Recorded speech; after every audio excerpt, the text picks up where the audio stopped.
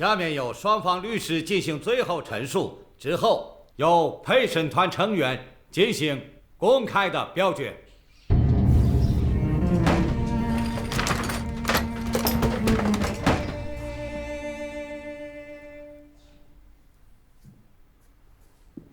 诸位，你们目前所看到的是一个很明显的鸦片走私和家族式犯罪的案例。不管这一家人说的多么好听，请你们都不要相信，他们利用军火生意这一件外衣，欺骗了很多人，包括政府的信任。事实上，他们远洋航队的特许权就是政府给予的。租界里，烟馆一直是最臭名昭著的犯罪温床，他们利用法律漏洞来进行走私和犯罪销售，这已经不再是一个新闻了。我相信在上海生活过的人，没听过孟先生大名的恐怕不多吧？他不是开创民国的先驱，也不是什么对国家有什么贡献的大人物，他们只不过是凶手，是利用租界法律来进行犯罪的人。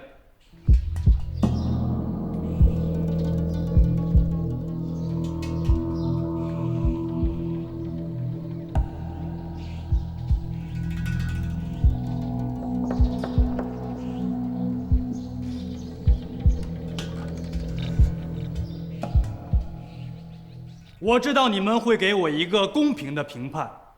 对于昨天晚上6位死者来说，他们和我一样，在等待大家公平的裁决。谁派你们来的？是不是日本人派你们来的？孟先生，我们什么都不能说，江湖上各为其主。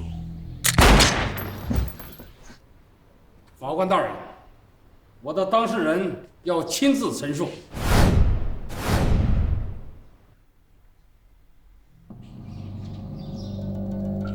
我再问一遍，是不是日本人派你们来的？是。上海没有什么鸦片走私。请陈述方尊重事实。我尊重事实。在座的诸位法官大人，你们都很清楚，鸦片是从哪里来的。从东印度公司英国的轮船上，自1840年起合法运进来的。现在停在黄浦江江面上的鸦片船，还有2艘英国战舰的保护，配摆140门大炮和2个营的士兵。如果政府不认为这是武装走私的话，那么远洋航队的任何行为都不应该归于走私行列。我今天之所以在这里讲，是因为我是孟家的主事人。孟家的主业是军械制造，我的祖辈是第一批洋务派，我的父辈是第一批出国留学的留美幼童。中国的第1代汉洋造就有孟家的参与。远洋航队的设立是国民政府为了酬谢孟家在革命运动当中无私的援助而特许的。民国12年以后，政府的武器事业转向于向德、英、美购买，武器的生产业衰落。远洋航队一直是租赁给别人，用来偿还债务的。虽然产权还在孟家的手里，但是这不代表孟家领导着或者主持着上海滩的鸦片买卖。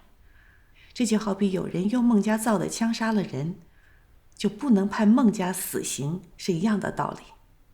至于说那6位死去的证人，他们都是我的叔叔辈，是家父的部下和合作者。在这种时候，他们抛弃孟家，投到别人的怀里，让我非常痛心。也许死亡是他们最理想的结果，但是我否认任何谋杀的指控。我也不认为如果惩罚了孟家就解决了鸦片走私的问题。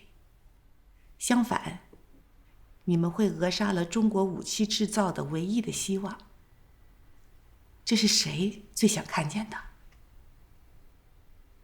我们都很清楚。我的话讲完了，你们宣判吧。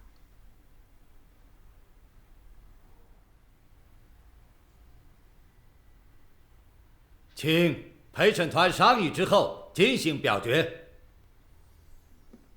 我认为，这样公开表决会对陪审团造成压力，应当采取匿名投票方式。予以通过。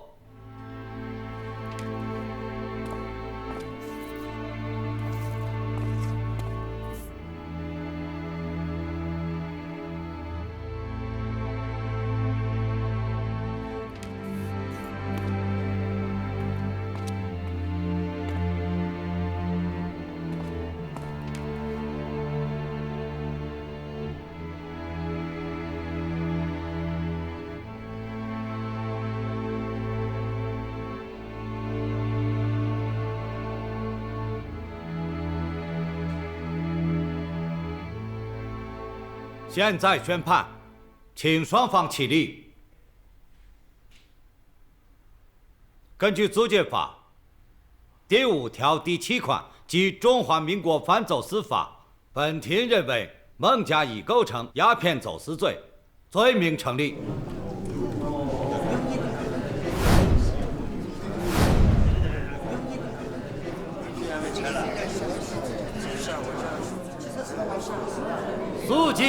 肃静！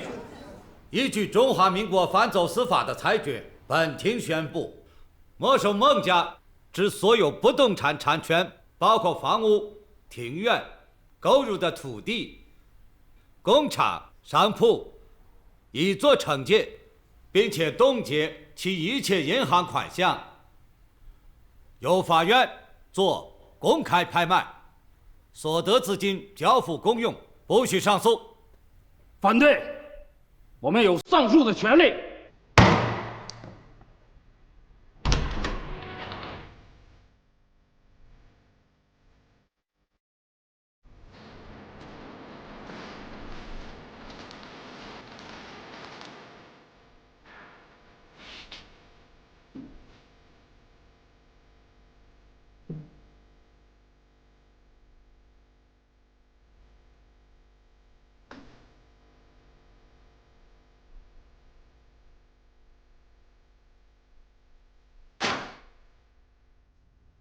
本庭已经宣判完了，不需要提供证人和证据。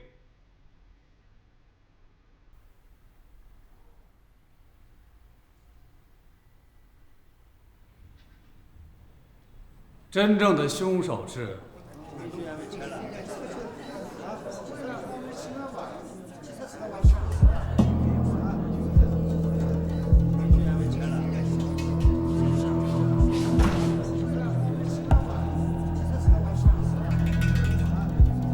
正在外面接受采访。请问，你们的暗杀行动是由谁付费？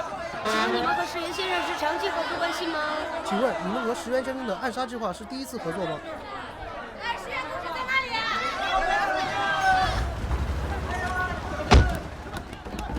啊？忍着干什么？开枪！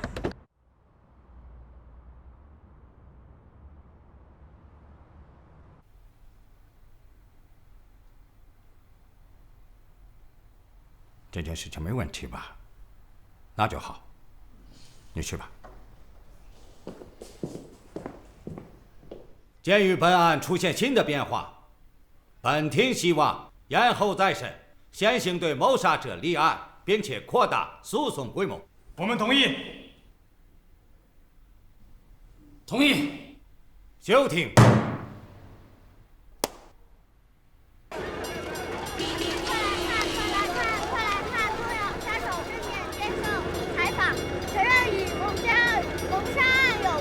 拿份报纸。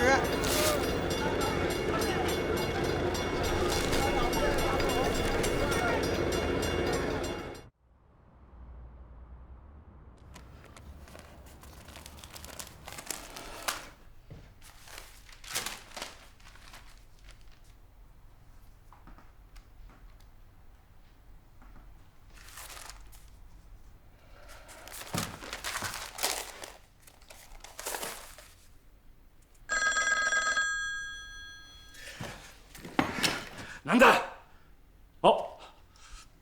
失礼しました。申し訳ありません。まさかこんなことになるとは思いもよらず。いえ、全て自分の責任であります。それは必ず。わかりました。失礼します。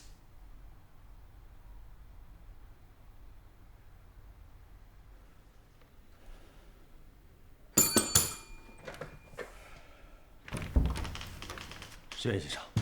街に出て新聞買ってこい。買えるだけ買い集めてこい。これ以上俺に恥をかかすな。早く行け。はい。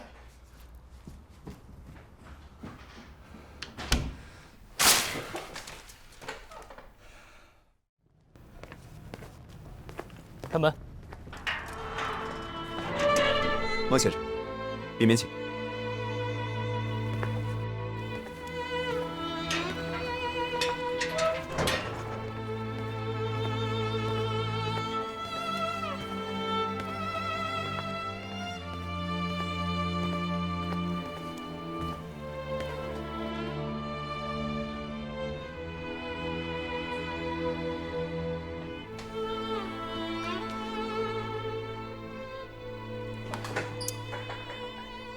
这不是一个表现风度的好时机。我代表孟家来请你。孟家在这次官司中得到了很多朋友的帮助，应该有个招待会，请你赏脸。你们喜欢这一道，不管死了多少人，都要开招待会，男男女女在一起跳舞。对了。是有舞会的，你喜欢舞会吗？我如果是你，就没有那么好的心情。为什么呢？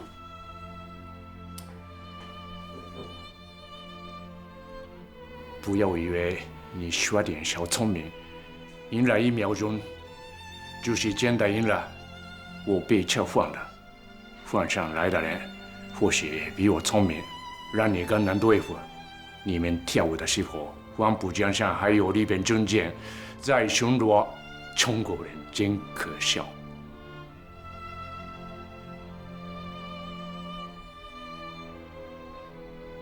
所以，更需要你光临吗？你还要代表三菱银行跟孟家签订贷款计划书。那是个骗局。哎。我可当真了。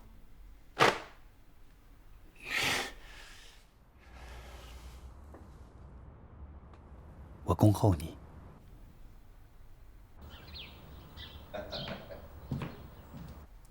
哎呀，你这在干什么？还不快一点啊！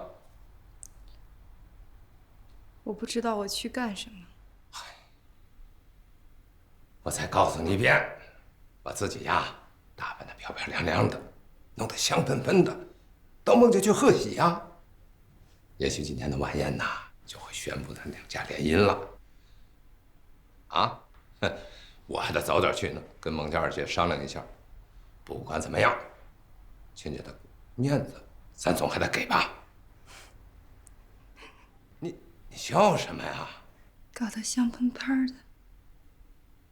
你把我像一块红烧肉一样放到桌子上。然后告诉他们，你赢了，请享用吧。哎呀，你胡说什么呢？你不嫁给赢家，难道还嫁给输家呀？这场官司死了多少人？那死那些人又到哪儿诉苦去？我有一次去百乐门看马戏，那天的马戏表演是狗熊摔跤，2只狗熊抱在一块就摔到地上翻跟头，互相撕咬。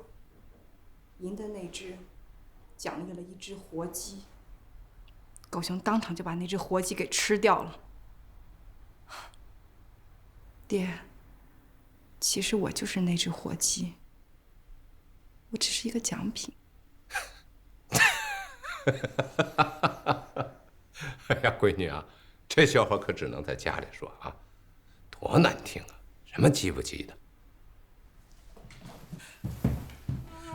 爹，我求求你，你别再让我去了，行不行啊？你别再让我受那罪了，行不行啊？你明明知道孟家一直在防着你，孟文璐根本就没有喜欢过你，也没有喜欢过我，你就不怕我将来变成孟家大姐那样吗？那小子怎么会不喜欢你呢？哎，这世界上还有不喜欢你的人吗？他回上海这么多天，第一件事情就是到法庭上，第二件事情就是发请柬，从来就没来找过我。我在孟家住了那么多天，他心里有我没我，我还不知道吗？说到底，我还不如那个宁波女孩的一根头发丝。哎，哪个宁波女孩啊？我不和你说。啊，我想起来了。哎，那女孩回去结婚了。哎呀，人家大少爷有点风流韵事，这都很正常嘛。我看你啊，是张恨水的小说看多了，什么情呀爱呀的啊！我跟你说，孟家选太太，选的是家世，选的是身份，选的是地位。闺女，我们俩别老闹别扭了，啊！我问你一句，你老老实实回答我，我可只问这一次，以后不会再问了。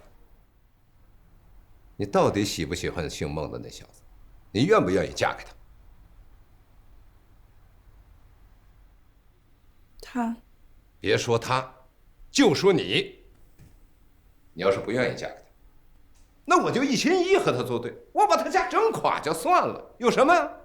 我女儿又不是没人娶。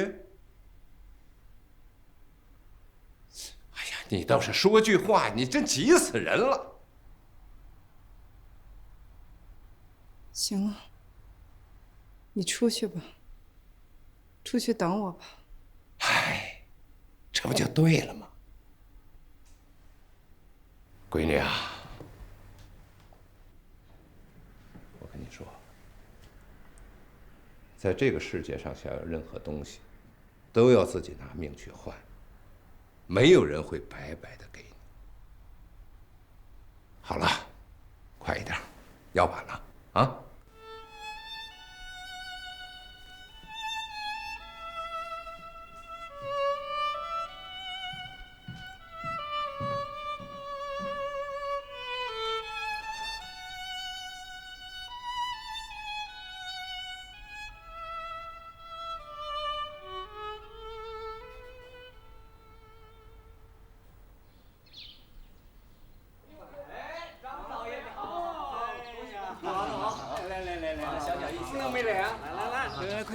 快接过来，小意思啊！哎，来，来，哎呦，屋里喝茶，来，来，恭喜啊！哎呦，恭喜啊！阿福，恭喜啊！恭喜啊！你怎么出来了？报纸呢？报纸在哪儿啊？你想砸我饭碗是不是啊？你回去。报纸呢？报纸在哪儿啊？在你娘屋里呢。啊！你赶紧走吧。阿福，哎，老爷来了。你别正好了。正好了。来，里边。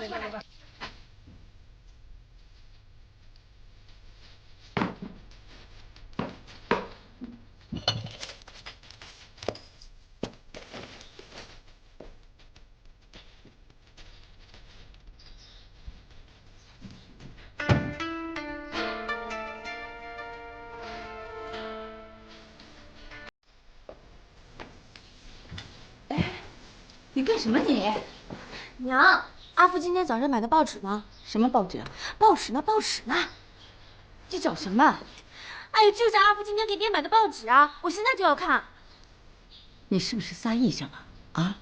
今天是什么日子啊？还要看报纸？莫名其妙的。我求求你了。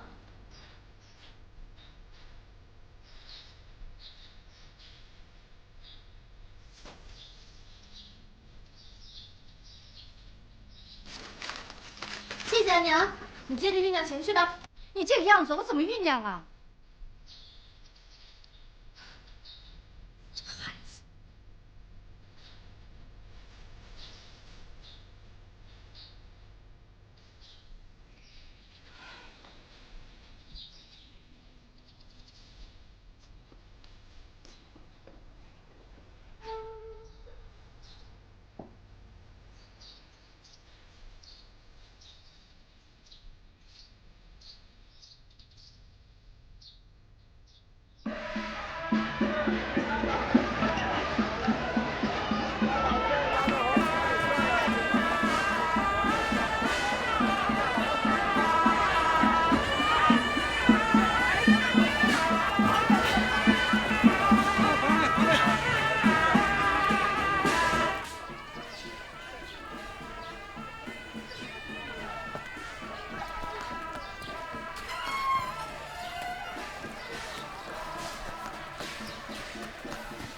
小姐大喜，李家的花轿快来了，小姐饮了这杯茶，准备下楼吧。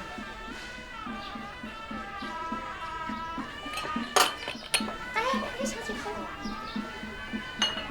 婚礼要热闹一整天呢，不能撒尿。这杯茶，小姐润润嘴就行了，别真的喝。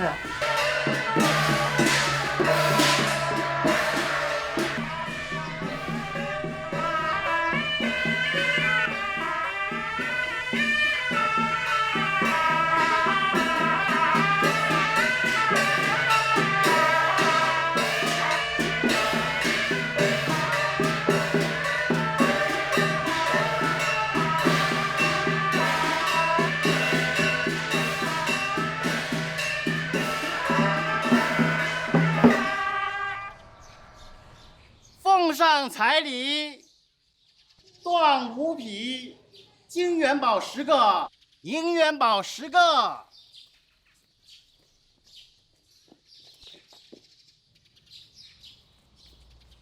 请小姐下楼奏乐。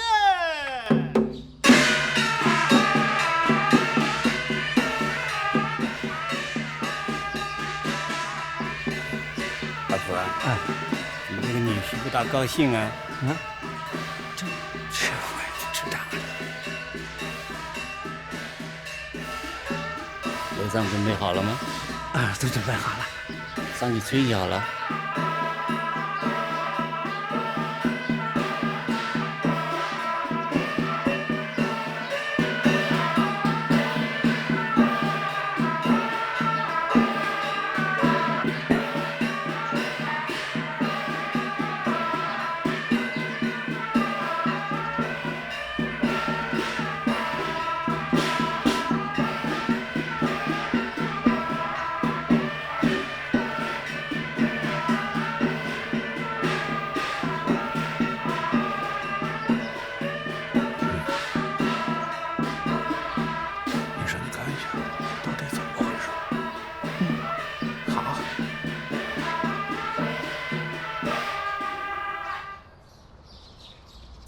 再追，加钱。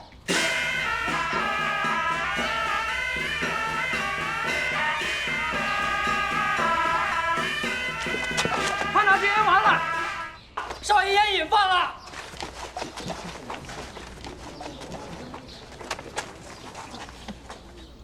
搞什么搞？你们这是在孵小鸡呀？啊，外面人等着呢。这人呢？老爷，在墙上呢。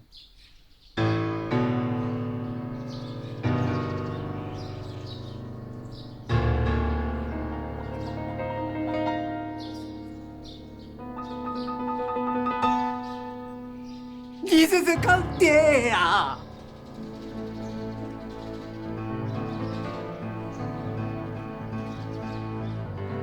不好了，少爷晕了！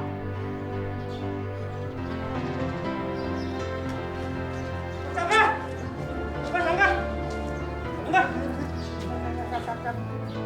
少爷，少爷，哎，这到底是怎么回事？少爷犯了烟瘾，他自己吃了好几个药丸啊！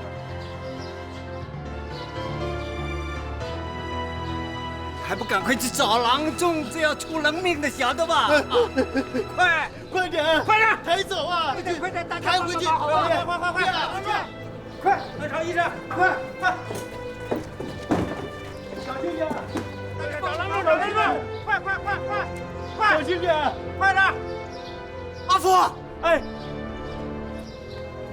看什么看？还不赶快去找小姐？你还嫌我人丢的不够啊？啊！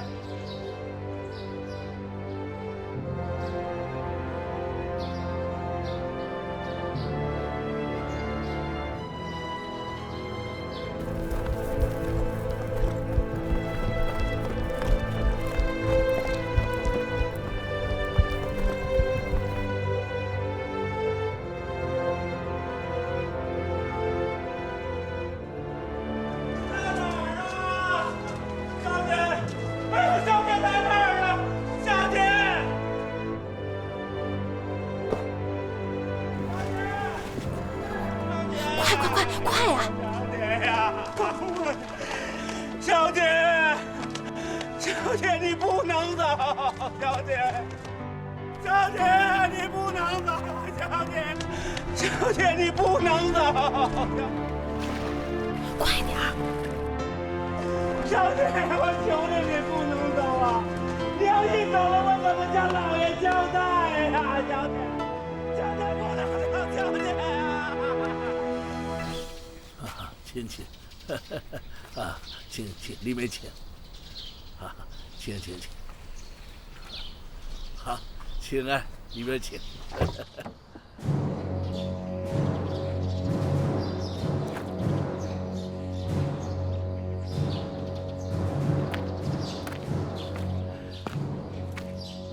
老先生，您来了，荣幸。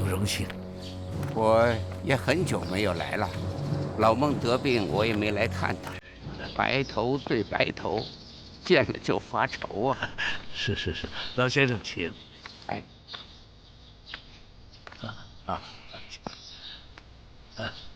请。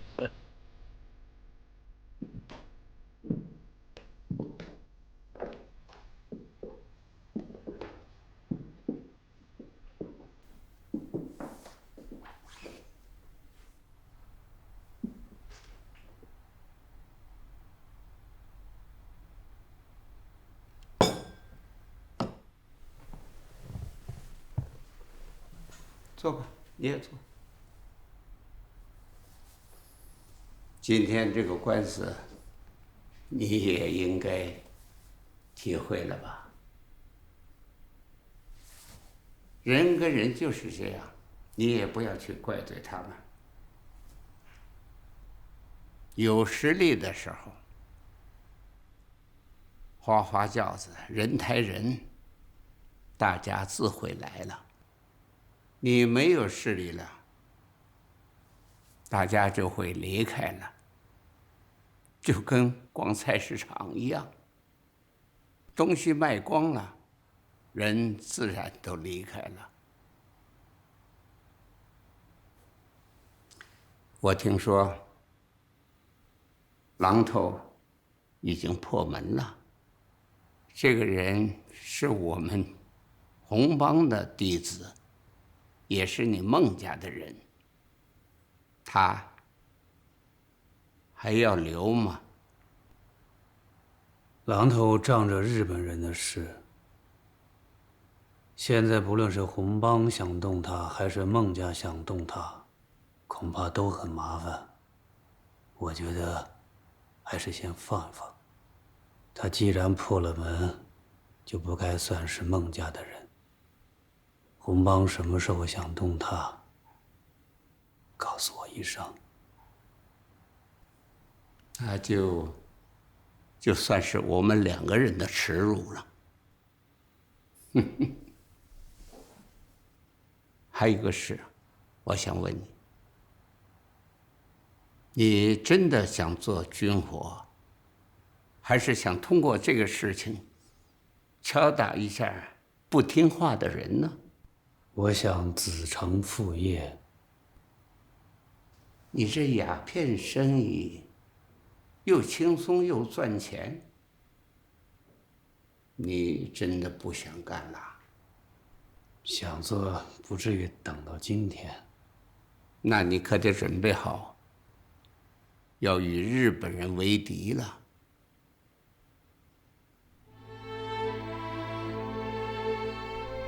孟家就是完了，你也要做吗？爷，要不了多久，日本人不仅仅是孟家的敌人，而是所有人的敌人。我希望您支持我。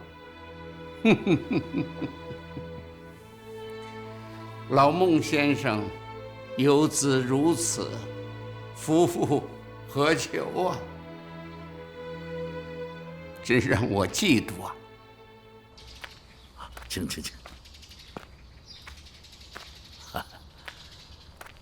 哎呀，马大处长，荣幸。舅公啊，您老身体好，肯定长命百岁啊。哎呦，我呢，小鬼带不走，阎王不肯留，怎么办呢？只好没皮没脸的活着。您跟二姐装病都是骗我的。哪里话？人逢喜事精神好嘛，病了就这么好了。我是真的病了，一会儿跟孟先生说，今天晚宴我就不奉陪了。马处长，孟家的官司还有很多事情要单独跟你请教，你这么一走，我得带孟先生去拜访你。不如这样吧，就在这里讲清楚了，大家都是孟家的老朋友，我请位大夫给你看看病。好说，不必了，我进去等着就是了。请。你愿意不愿意入红帮？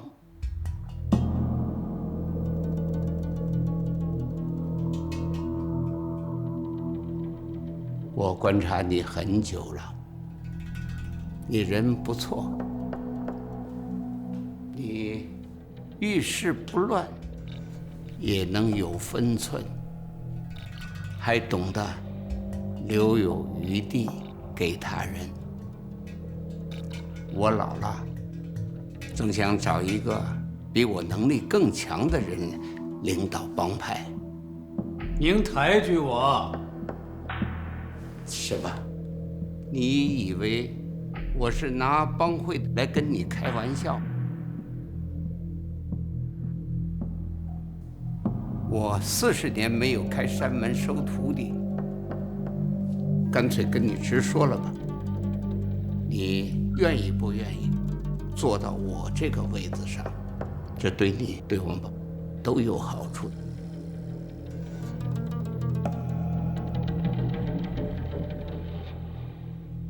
爷，纹路不才，对不住您老。跟帮派有关系，有什么不好啊？孙大总统、蒋大总统，他们也是门里的人呐。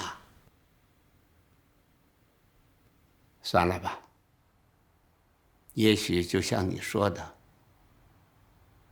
快要打仗了，像你这样的人才，帮派怎么敢跟国家争啊？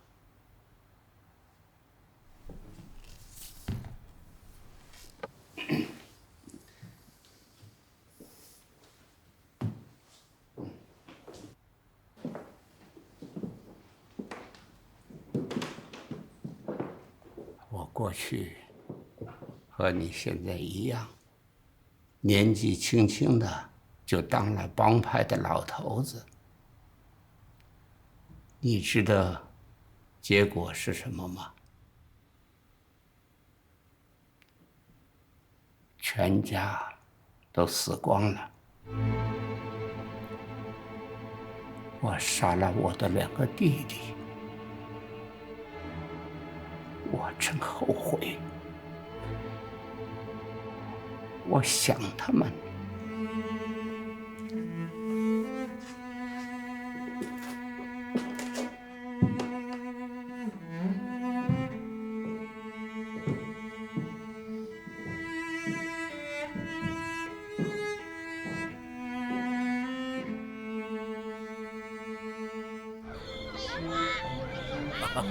啊，慢用啊，二姐。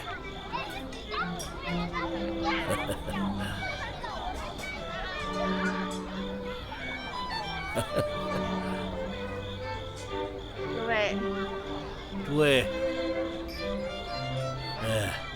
这一次孟家吃这场冤枉官司，劳累大家了。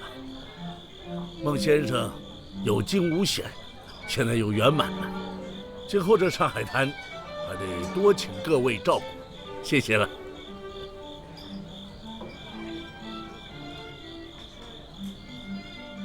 孟家树大根深，这点小官司又能算什么？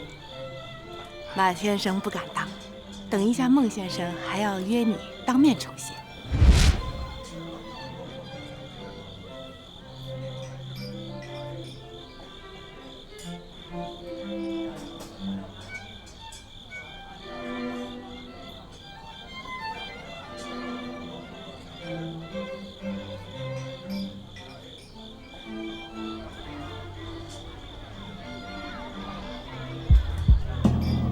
请留步。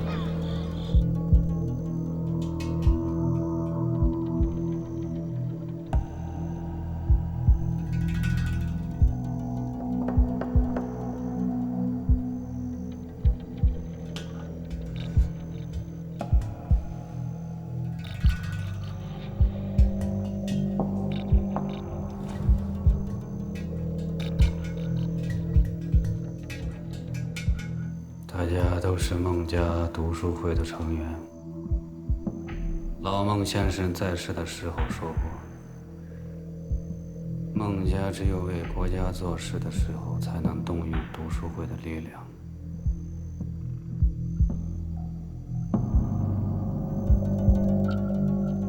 我知道你跟日本人勾结在一起。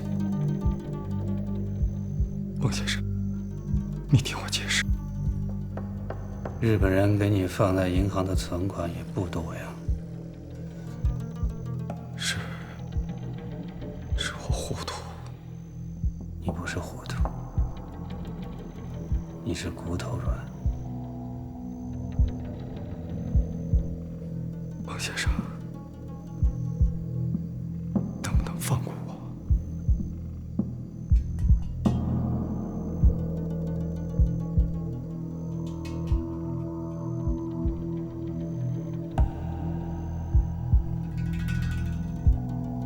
马上离开上海，永远不要再回来，哪怕你的脚沾一点上海的泥土。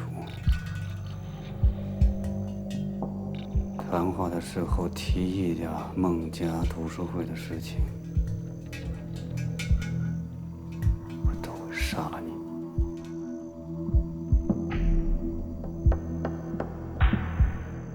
记住，绝不能做卖国贼。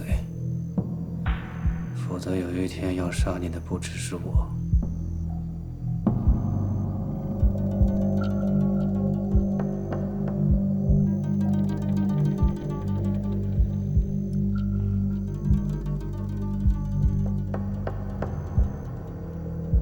谢谢孟先生。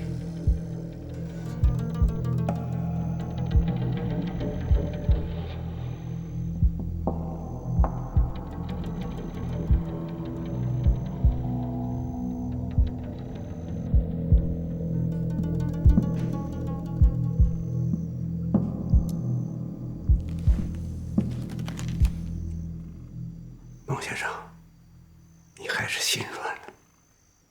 这种人，骨头软一次，他会软一辈子。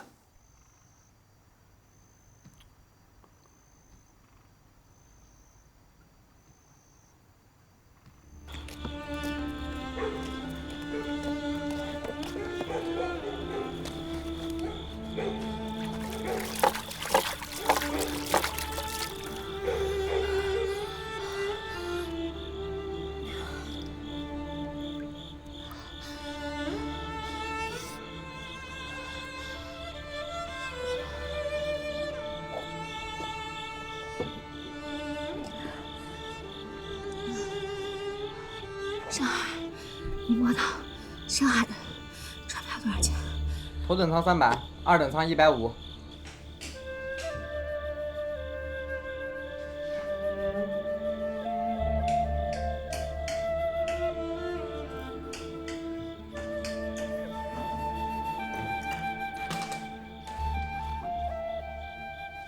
适当负担。我不知道。那就适当吧。环境上送我一袋，环境城市不走，上浮排好水圈。没有啊。当不当？5块钱。当。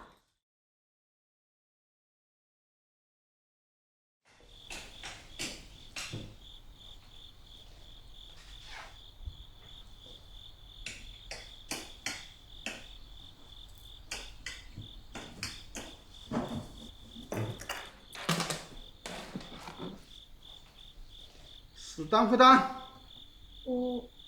我不知道。那就适当吧。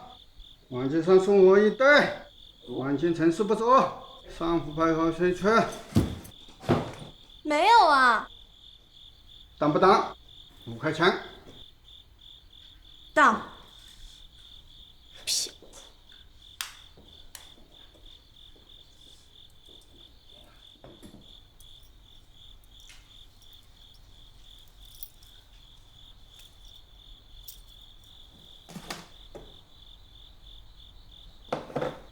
红豆菜籽1袋，见识不成，又长又缺。碧玉秀珠1只，成事不成。为什么都成色不纯啊？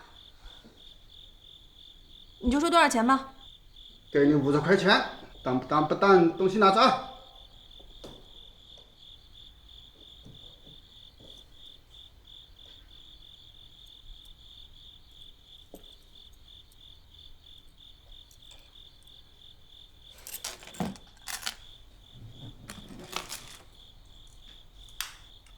老酒饮个怀表1只，血液少见，走势不准，给你70块钱吧。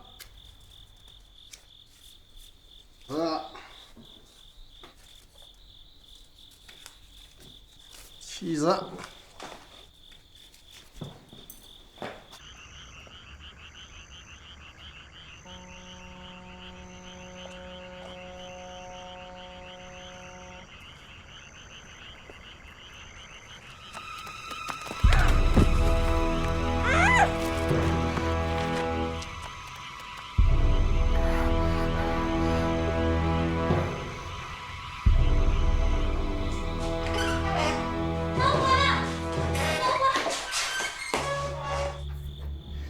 怎么了，姑娘？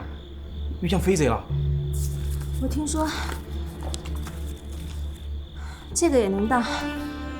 这个可就死当了，东西就赎不回去了。我知道，那怀表能帮我留着吗？我可能很快就回来取。你等等啊。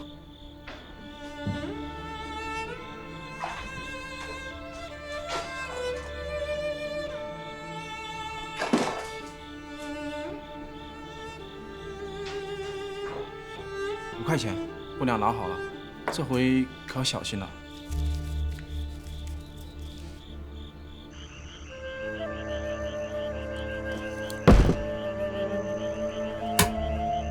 有没有到上海3等舱或者更差的船舱？3等舱无座，4点半的邮轮，有误点了。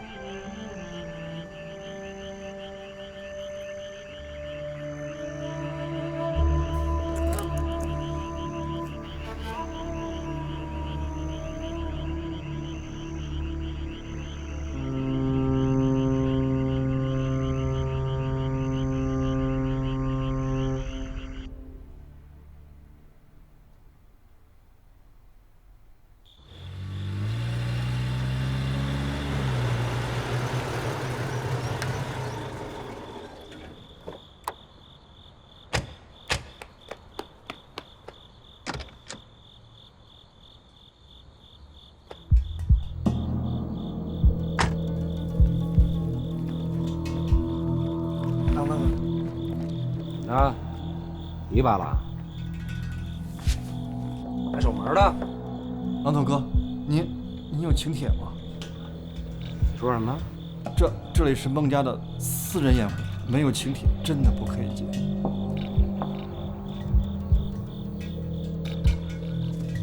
他们都有请帖。是。把礼物拿过来，请客吃饭呢，都空着手来呢。是。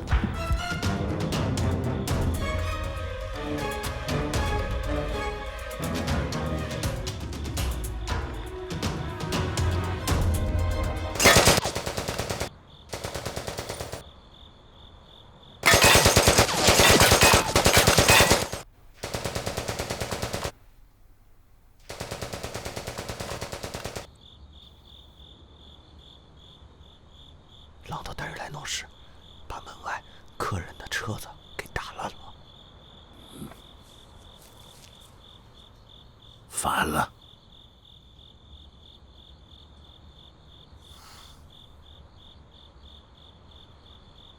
哎，别，榔头哥，进去把请柬拿出来，等不到1分钟，我把所有的车都给打烂了。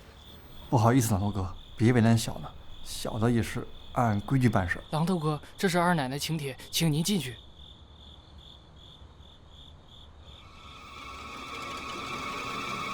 张嘴，榔头哥，张嘴，把他给我吃下去。我要看你吐出来，把你皮给掰了。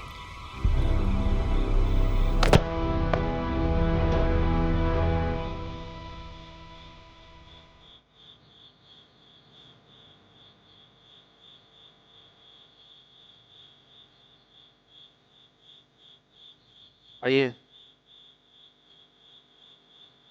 不敢。有什么不敢的？您是我的血亲二姨啊，我娘的亲姊妹。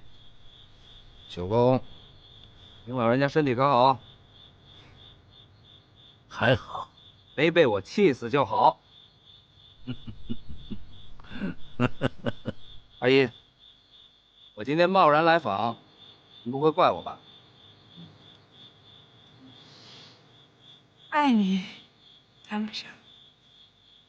我就知道你是来看你娘的。是啊。你把客人汽车给打了，又怎么说呀？这大不了赔他们1辆呗。阿姨，您也算是家里边的长辈，今天要是给我做一个大媒，应该是义不容辞吧？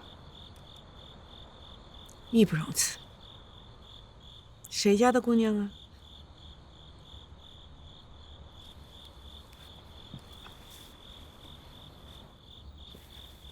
我今天要向陈小姐求婚。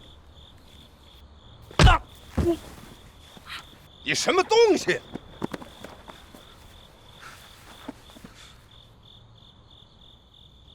你要这么说就不对了啊！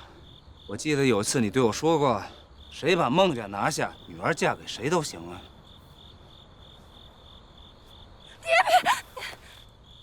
榔头，是孟家把你养大，你不报恩可以，现在闹事不行。现在我给你一个机会，你马上离开，今天的事就算了，不然就不用走了。好，好，好，我走，我走。公，您老人家何必跟我们小辈一般见识？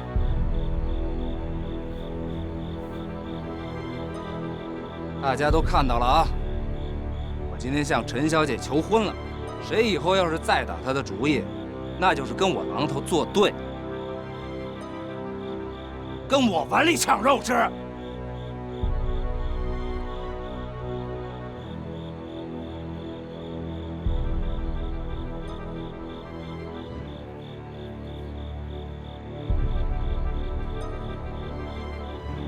你们都给我记着。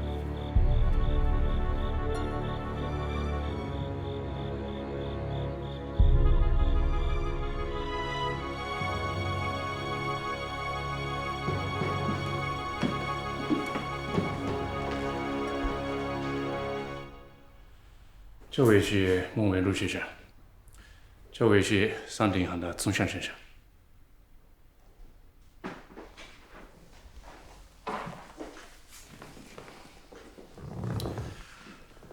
他这次带来了三鼎银行的贷款条例和手续。谢谢。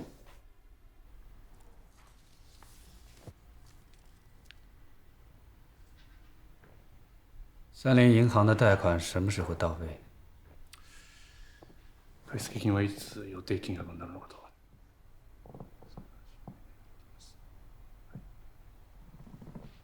这主要看你的付款方式和金额。中立两国之间的银行外汇条例尚且没有定案，可能程序上要费一些时间。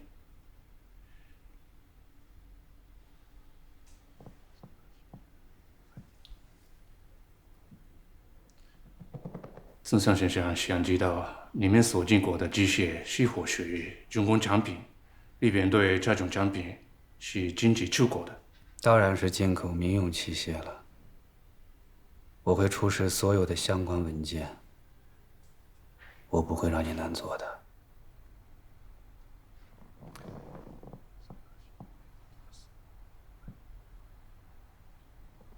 你可以让他先去前面喝点东西。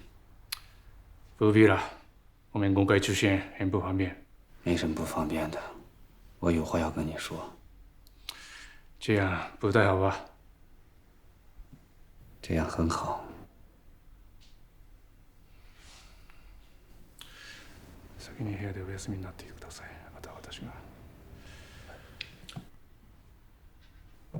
南先送到找个僻静的地方休息一下吧。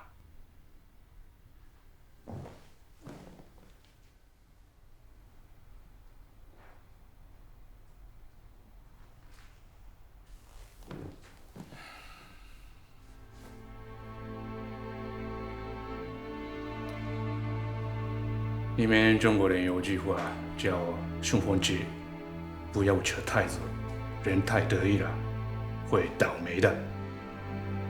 人贵有自知之明。你不要以为三鼎行贷款给你就证明你赢了，就算你诡计多端，骗了所有人，里边的中间还在黄浦江里，你们只会这些小聪明吗？我只有这些小聪明，我没有能力。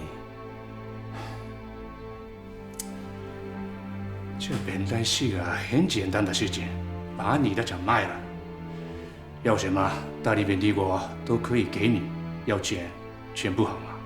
要权力，我们可以支持你进南京政府做官，做大官。为什么这么顾忌呢？你没有能力，我们都可以帮你。你误会了，我说自己没有能力，是指我没有能力把你们的军舰赶走，但是我可以做武器，让有能力的人来做。可笑！可笑的事情还很多。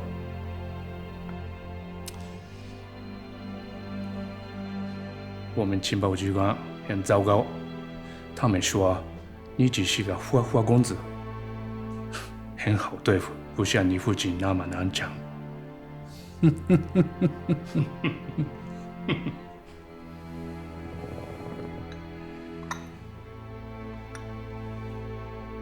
你父亲是做什么的？我的父亲。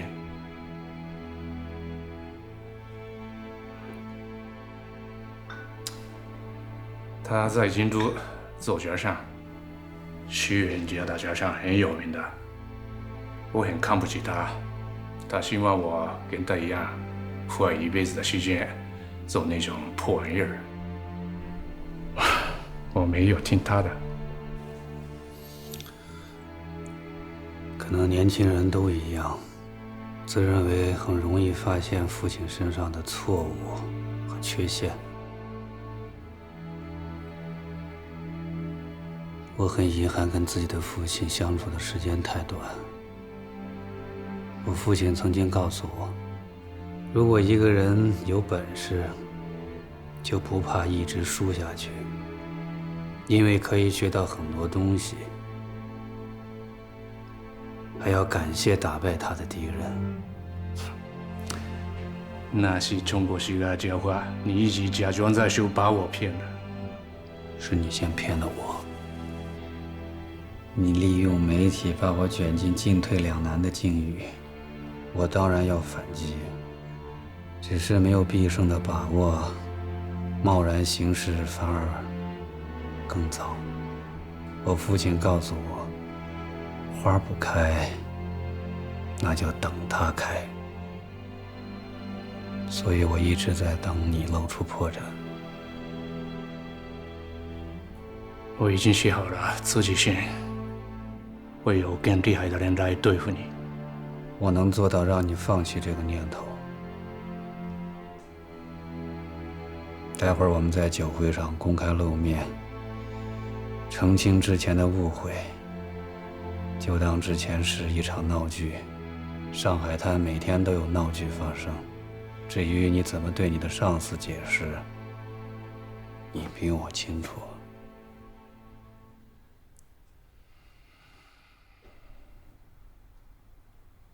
你好好想想，记着你的承诺。当然。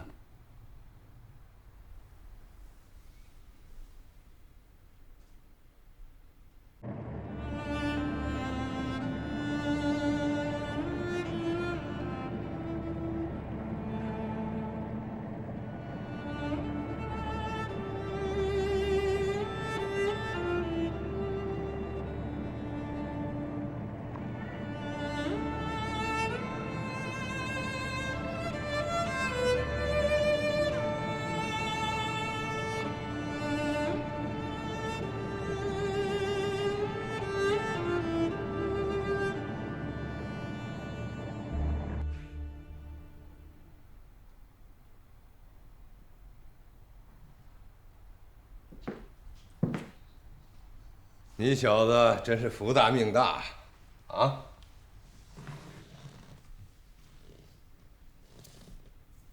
谁小子？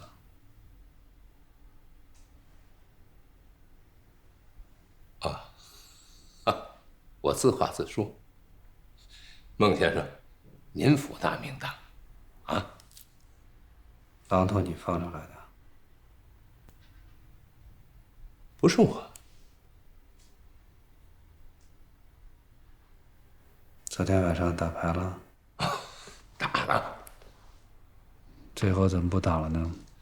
哎呀，丢了张牌，找来找去也找不着。丢了什么牌？2饼。2饼。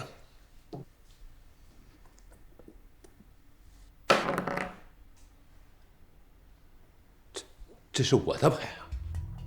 输大了吧？你盯着我，是我身边的人，是谁？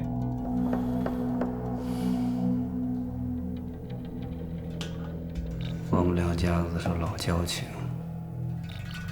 老孟先生给我定了这门婚约，你要是不同意，我们可以退婚。谈得来，那我们就谈谈做生意。谈不来，我们个人有个人的牌要打，不也挺好吗？不，这婚约不能退啊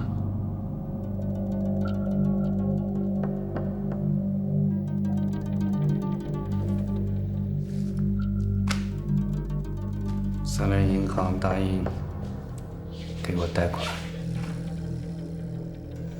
真的吗？这个军工厂我要搞起来，还需要你陈先生的帮助。当然，如果你还认这门婚约，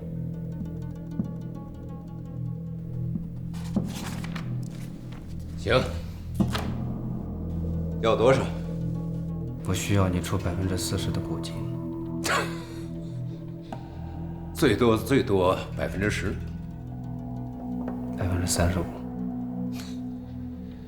20%是极限，我没那么多现金做这么赔本的买卖。就35%。我说你就要做我女婿了，你尊重我点好不好？啊，最多25%。我得叫你一声岳父。就这么说定了，30%。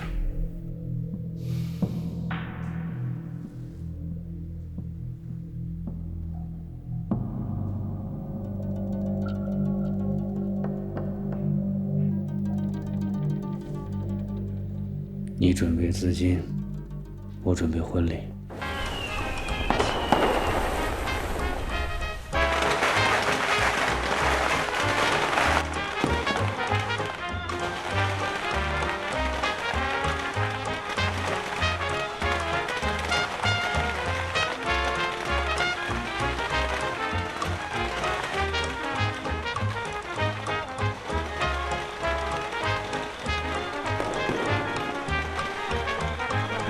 孟先生，孟先生，小孟先生。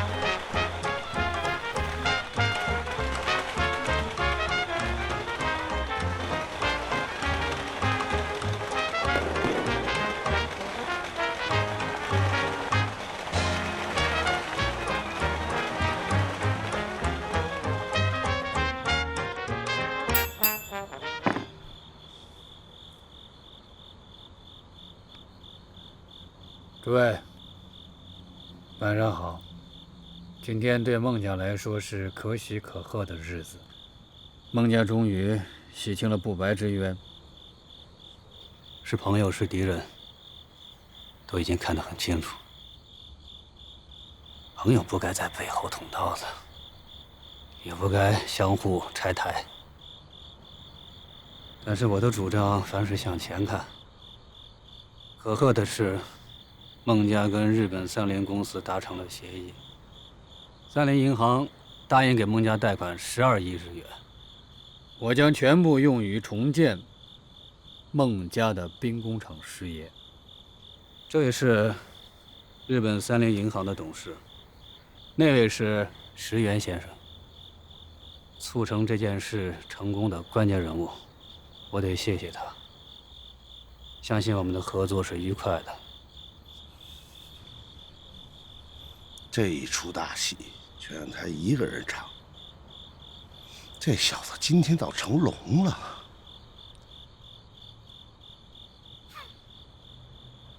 话说早了，这戏还没唱完呢。来，我们举杯。今天晚上到来的都是孟家的朋友，玩得开心。音乐，快，音乐！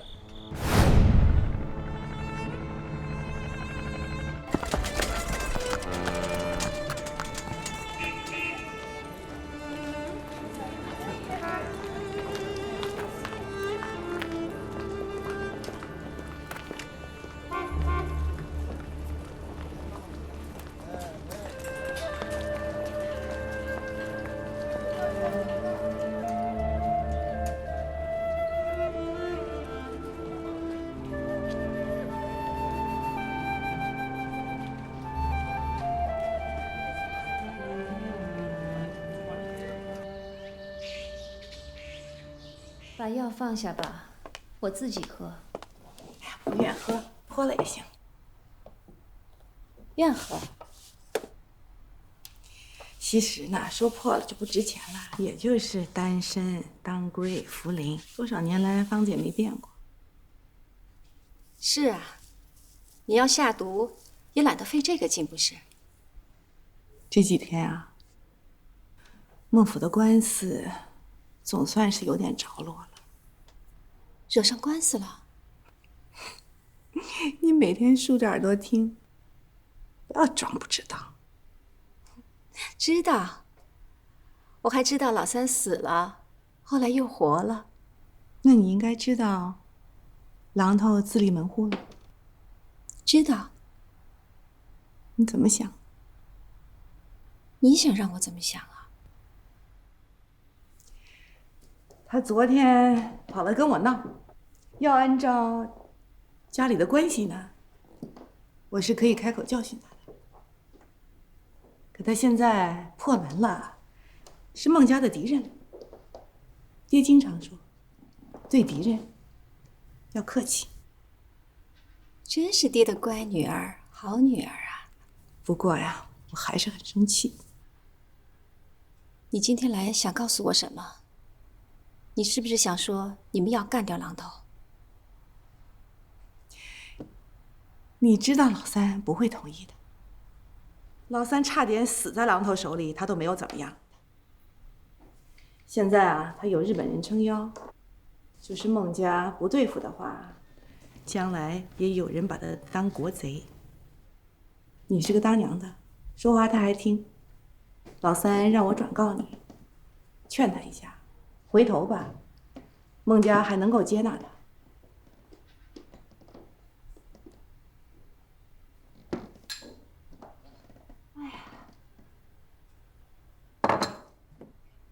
我现在觉得这个药蛮好喝的，也不用别人帮我喝了。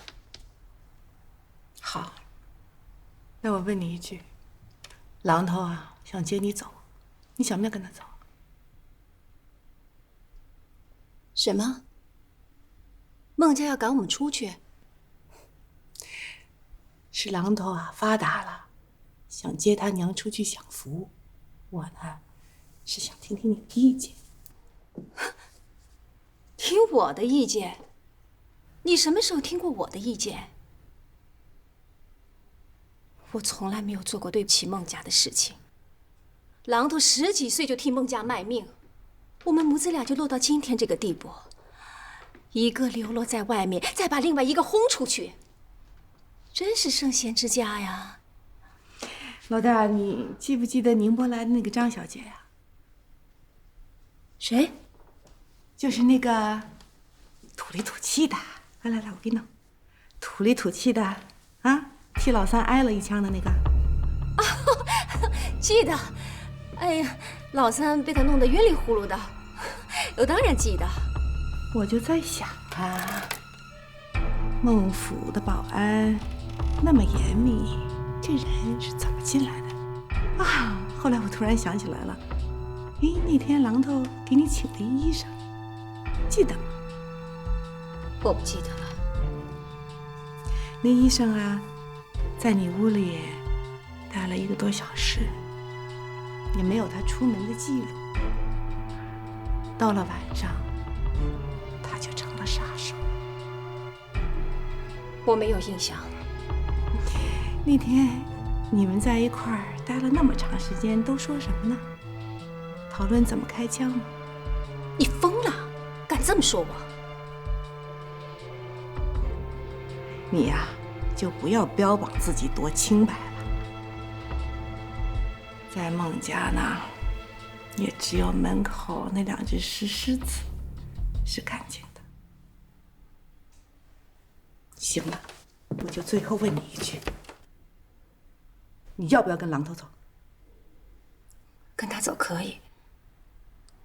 你要答应，孟家不再向他寻仇。这事要问榔头。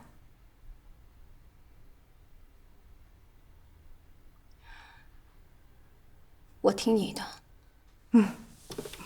听我的就好。以后啊，我们死了就埋在一起，你呀也不要再起逃走的心了啊。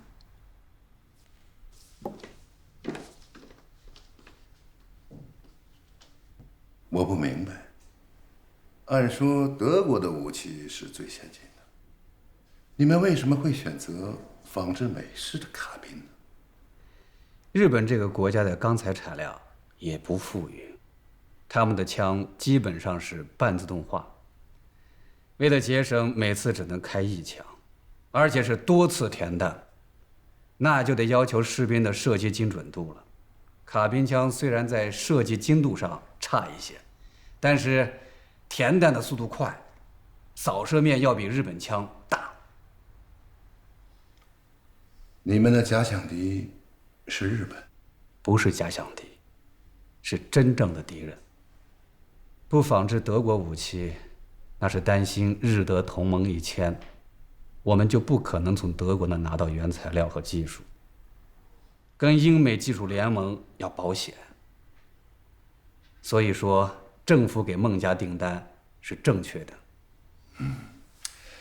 你说的当然有些道理，我会回去跟上峰汇报的。好，马买尊先生，你能答应今后照顾孟家，我们上上下下非常感谢。宋先生那里，我会亲自跑一趟。好了，我还有事，告辞了。告辞啊，我送你。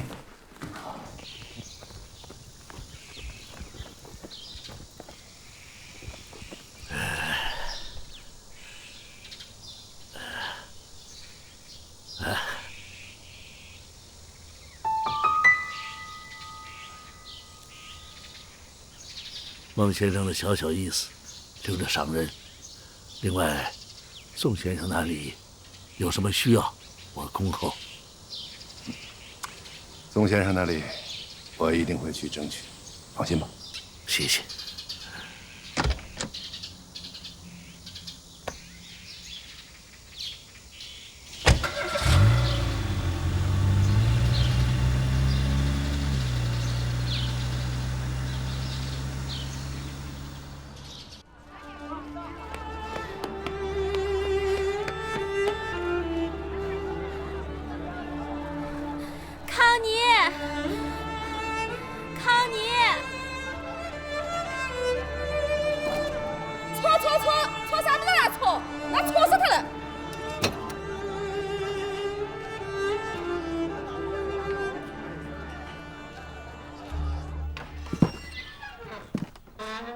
起立，鼓掌。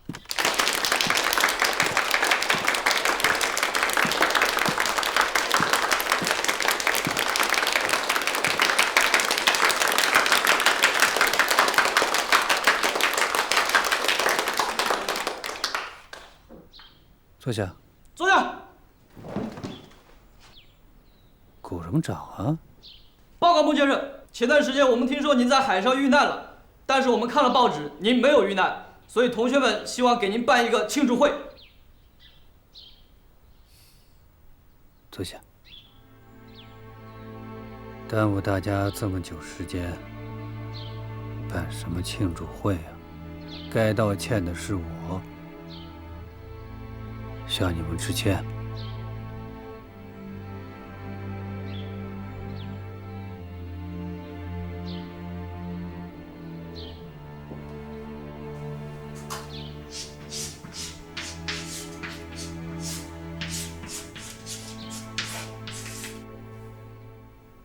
今天我们讲坦克。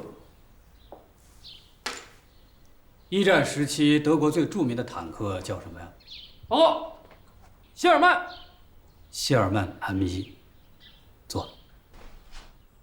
射速每分钟350发，穿甲，爆破燃烧瞬间完成，是战车里的豪杰，但是不适合中国，因为它自重56吨。中国北方多山地，南方多水田，没办法开起来。日本的战车基本上是模拟 M1，但是由于钢材缺乏，他们在装甲上很弱，而且日军的配置不能像德国人那样把坦克集中在一起使用。日本呢，把战车只是用于部队前进的移动堡垒。听上去很恐怖啊，但是，一旦击穿装甲，瞬间让他的战车变成部队前进的障碍。我们现在是没有战车部队，但是必须寄希望研发出穿甲弹。哦，有个问题想请教一下孟先生，如果敌军用已经瘫痪的坦克做机枪堡垒，那应该怎么办呢？用重炮。如果城区作战，根本就没有重炮阵地。我们正在谈穿甲弹。可是什么？可是军队里根本就没有穿甲弹的供给。孟先生说的似乎很有道理。如果穿甲弹生产不出来的话，我们面对坦克还是无能为力。你想说什么？报告孟先生，民国20年，我哥哥参加128战役，往往都是身上背着炸弹，爬到坦克底下爆破，往往需要1个班的战士才能摧毁1辆坦克。敌人知道以后，把摧毁的坦克换成了机枪堡垒。等到战争结束以后，机枪堡垒还是毫发无损。如果按照孟先生的说法，我们手上又没有穿甲弹，这便如何是好？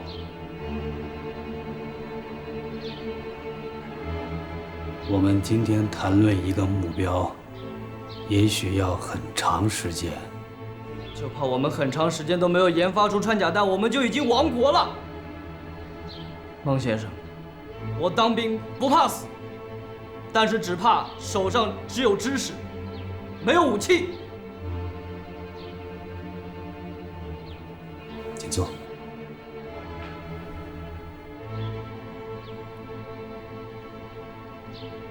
说得对，我可以在课堂上把全世界最先进的武器介绍给你们，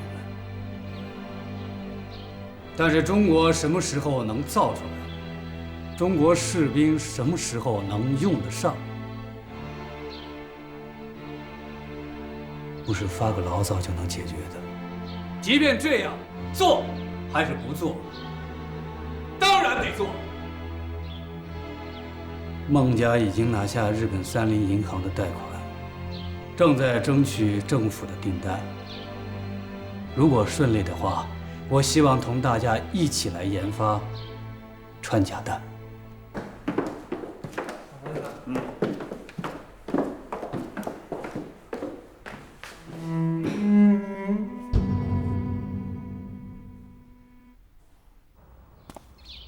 怎么了，孟先生？我再三给您讲，不要谈政治。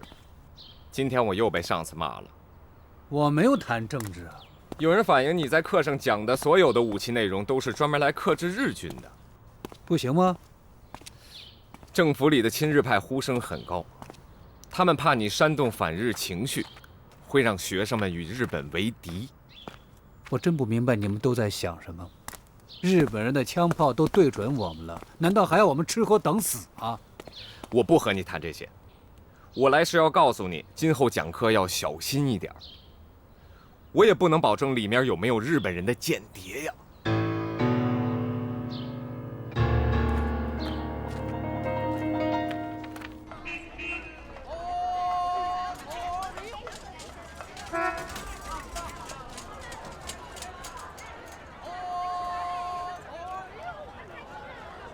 我看你啊，这张恨水的小说看多了。一个大姑娘家，怎么能说逃婚就逃婚呢？我给你买张船票，早早的回去吧。手怎么了？梦见贼了，我把钱抢了，但是我打不过他。你说你打得过谁呀？遇到一个小毛贼，你都束手无策。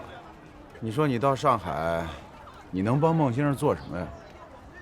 你不要告诉他我来了，我知道他没事。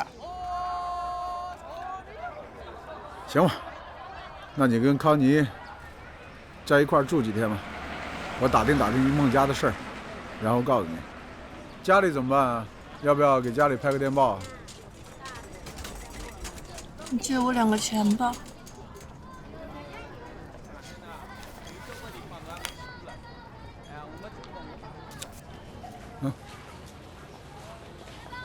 赶紧吃，吃完带你去包扎一下。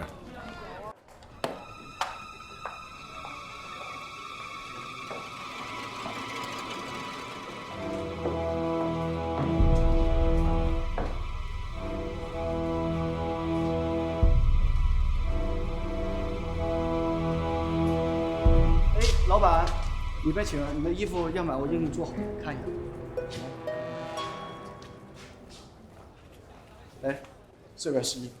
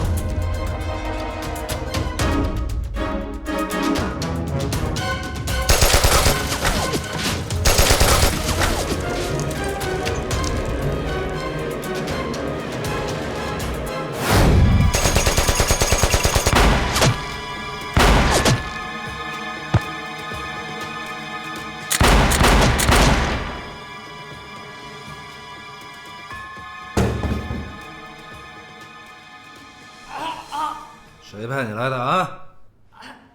谁派你来的？不说是吧？好。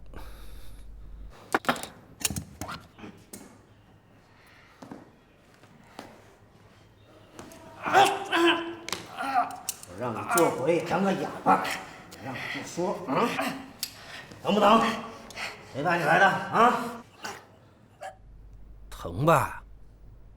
你要是说了，我就给你送到医院去。谁？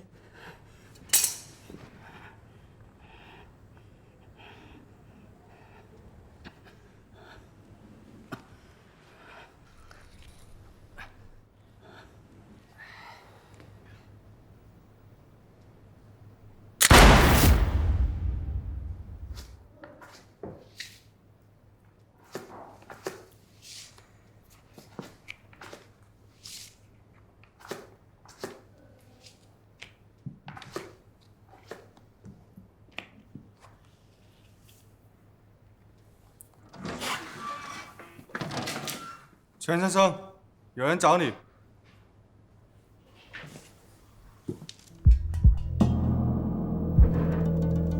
榔头。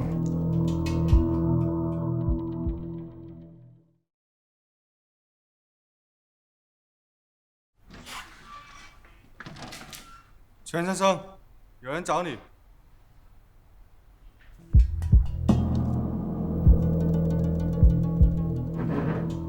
榔头。派去的2个人都死了，还有几个？哎，榔头，我们出去聊啊，出去聊。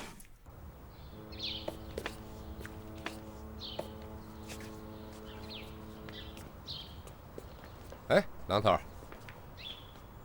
嗨，行，你说句话。你不会现在就想掏枪把我干掉吧？现在我还不想。你这可把我说糊涂了。你糊涂，不沾毛比猴还精。别说那2个人不是你带来的，要不然我现在就杀了你。好吧。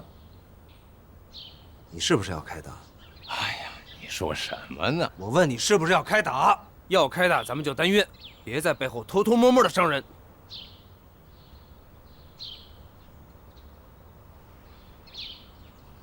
今天我看在苏佩的面子上，我放过你，别以为我不敢动手啊！下回你就没那么好的运气了。我警告过你了。榔头，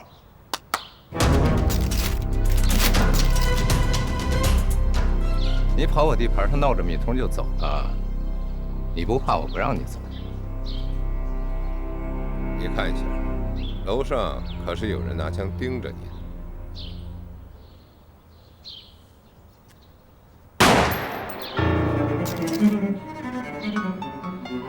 满意了吗？非得要惹我？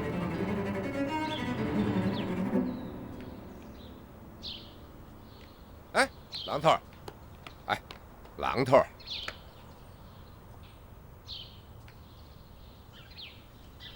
你觉得咱们这么闹起来还有意思吗？你知道，苏慧跟你舅舅定了亲，那是你将来的舅妈。你那天说那话，我要不做点什么，孟家会怀疑我脚踩2条船的。其实，我还有几个厉害角色没派上。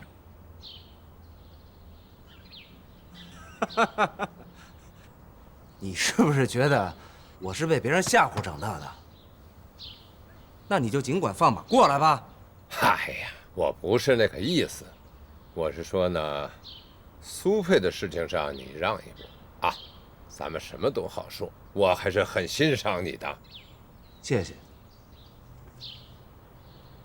我这一刀是你捅的，你觉得我还能相信你几回呢？哎呀，榔头，全上海滩都知道你背叛了孟家，投靠了日本人，谁还会相信你啊？我这个人呢是立子登仙，有好处的事情还是可以做的嘛。哎，你听我跟你说。我给你一个不能拒绝的价，那是孟文路说的话。别管他是谁说的啊！你支持我，我支持你，这就行了。苏佩的事呢，咱们先搁下不谈。那是最重要的事儿，不能不谈。最重要是你在上海滩能活下去。做鬼还想娶媳妇儿啊？你真相信爱情？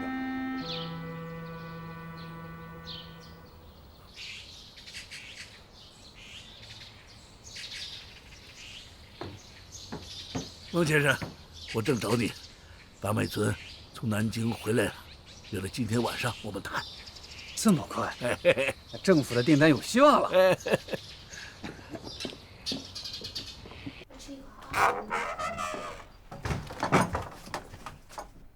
我回来了。哎，我回来你不高兴啊？上哪儿鬼混去了？大老远就闻着香味儿。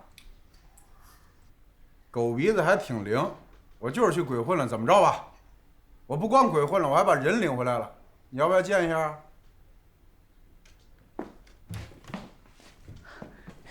怎么是你呀？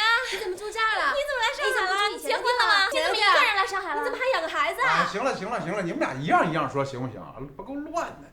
我先说我的啊，你的任务把我儿子喂饱了哄睡了，晚上你们俩聊到天亮我也不管，就值夜班啊。快进来坐，别管。我想死你了。我也想你。脏兮兮的你。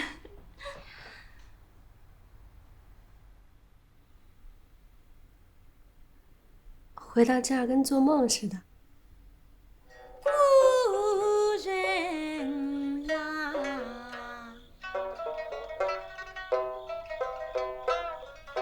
因你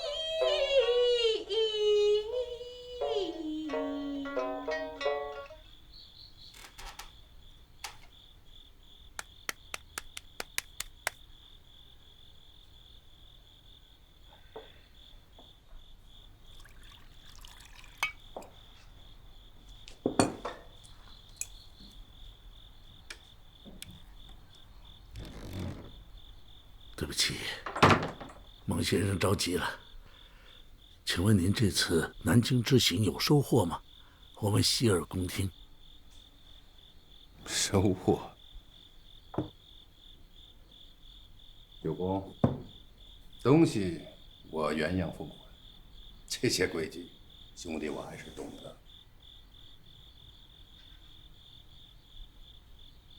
不顺利？你们早就清楚，为什么还让我去碰这个钉子？5年以前，政府早就不再给上海孟家主持的军械厂任何投资了。你们真的不知道吗？我们不知道啊。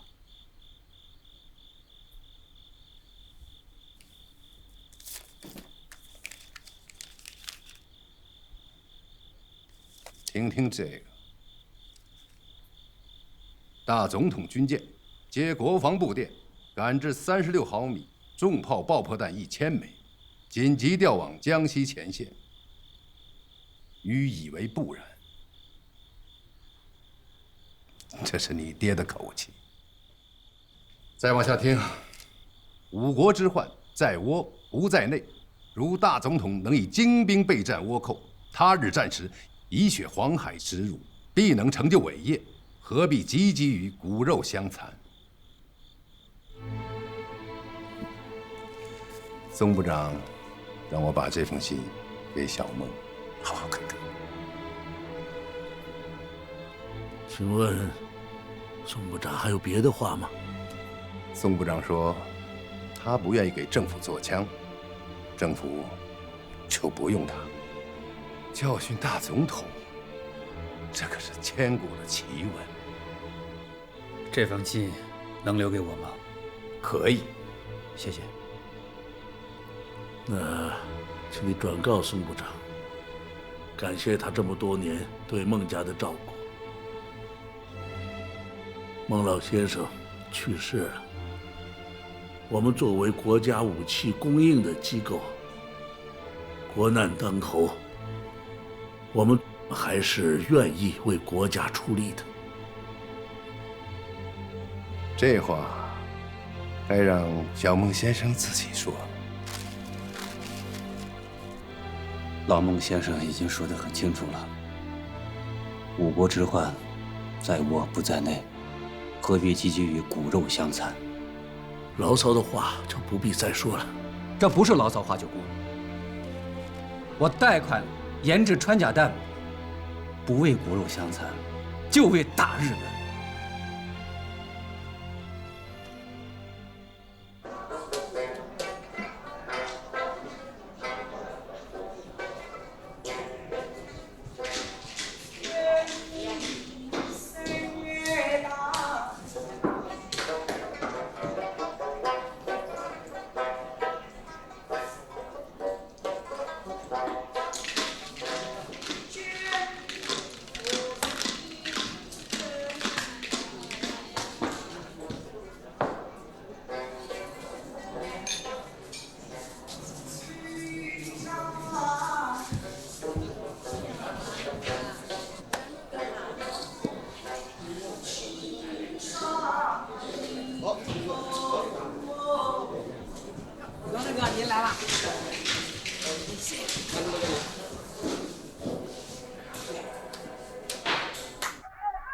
我说姓孟的那个小子，分明是心绪不正。那李先生就是该杀的话，也应该由红帮自己清理门户啊，用不着他动手啊。再说，他自家的叛门狼子，他为什么不杀呢？还那姓秦的，为了钱财，连兄弟都忘了，认贼作父，跟榔头把李先生的赌场烟馆一分，分明是心绪不正，岂不可恨？哼，是，你们动不动手，我可动手了啊！哎，还有你的江湖道义吗？这啊不啊，你动手啊，你动手，下面接下来怎么分？是啊，对，谁动手？我先动手，我先分，我先动手吗？咱们动手，谁动手？我先动。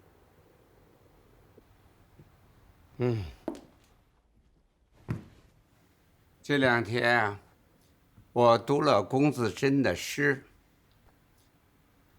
他有一首诗是他看完了《史记》以后的感慨：“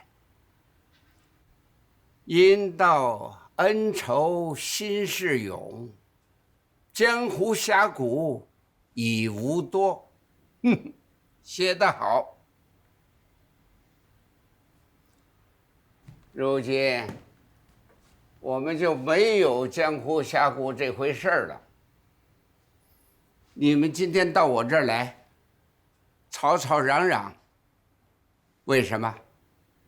还不就是为了说老李的赌场最肥，说他的烟馆市口最好，如今让那个小流氓给霸占了，心里都有点不服。当初把那个榔头从岛上救回来的时候，那姓李的跟那姓陈的心里都是怎么想的？他跪在法坛上给祖师爷行礼的时候，你们都在呀。你们拿了姓李的好处，一起来蒙我，你们当时心里都是怎么想的？你们现在口口声声的说要清理门户，好，你们动手啊，清理啊。不敢了，因为他有日本人罩着，日本人有租界，那些日本浪人打中国人就像打自己的孩子一样，警察不敢管。你们这些自称为有江湖义气的人，管呢？那也不能放纵着他呀。下面要是照着他学，那还不反了天呐？好，那就动手。只要杀了他，杀了这害群之马，我回老家南通养老去。那他的地盘呢？总算是让我给问出来了，这事儿我就不管了，你们自己拼刀子决定吧。不肯太平，咱们就不要太平。我看这个榔头，真是魔君在世，他非要把上海滩捅个窟窿不可。狼头哥，这些是今天的收入。这些啊，这些是那些赌狂了的客人压的东西。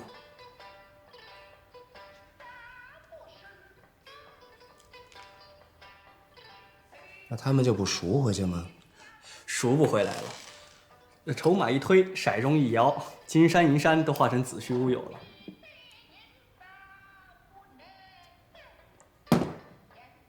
孟家20多家赌场，原来这么挣钱，我都不知道。等我出来的时候，除了一身衣服，什么都没有。一帮王八蛋！这有一些房契，房子还不错，送到银行里边可以压一些钱，有几家你可以挑着住，挺方便的。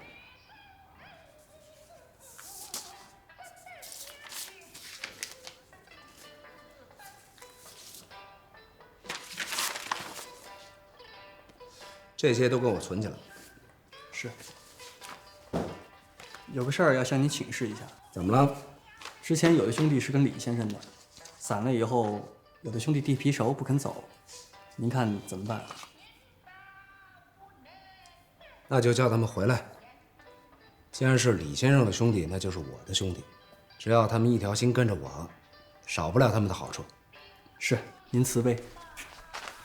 你说什么？慈悲？不见得吧？我第一次听人说我慈悲啊。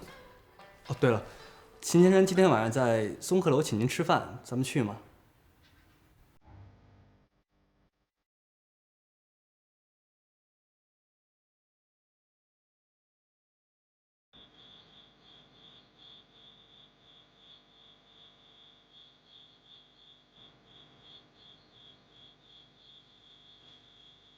你们出去。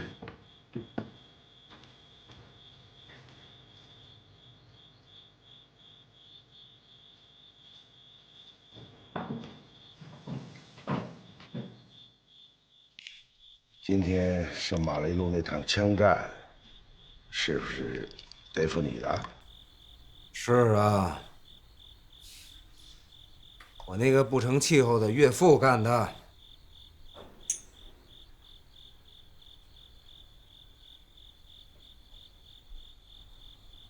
我找你来了，商量一下。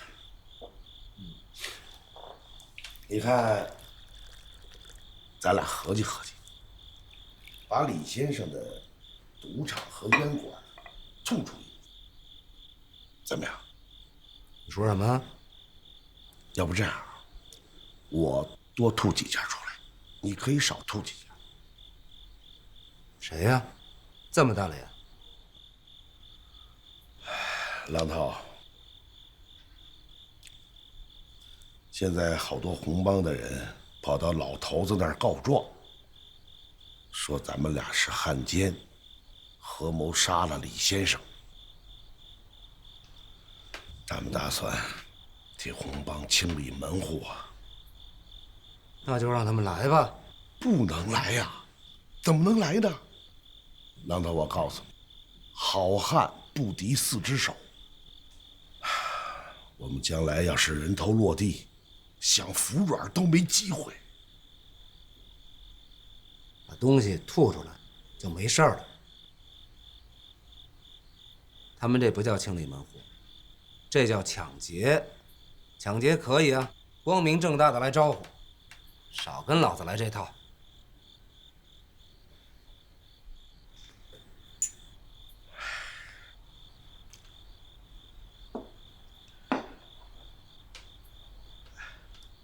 跟你吃顿饭怎么就这么累呀？说清楚了啊，要退你退，反正我不退。不服气就来找我，老子背着手撒尿，不服的。老大，有您的电话。你先慢慢吃。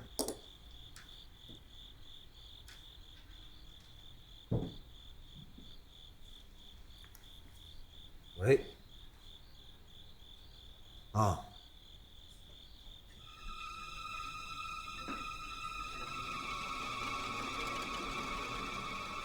明白。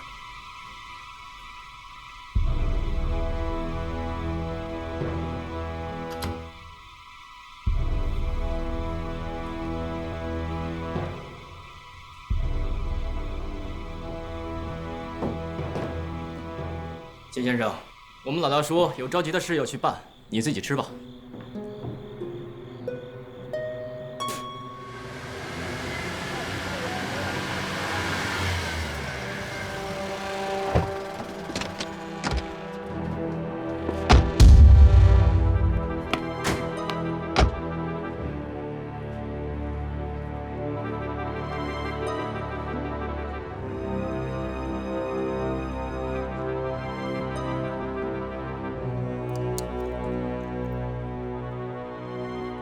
记住了，一定要谨慎。跟榔头哥混这么多年，都不知道什么叫害怕了。等你干完这票，你就知道什么叫害怕了。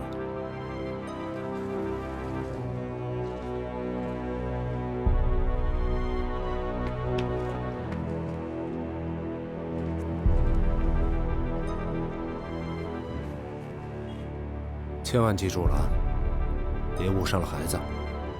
打站着的。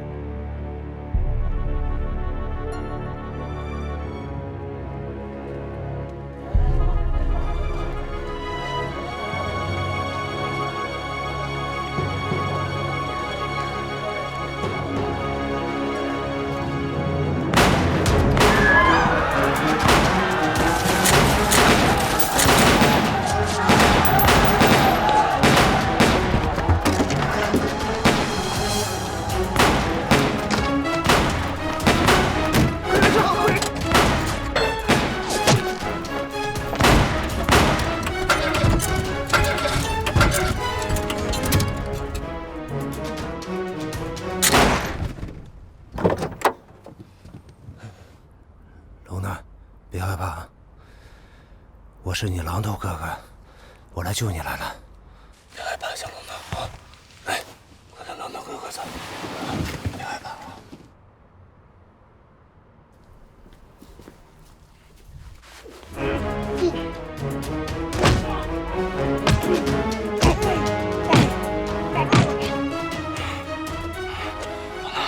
别害怕，把眼睛闭上啊！别害怕啊！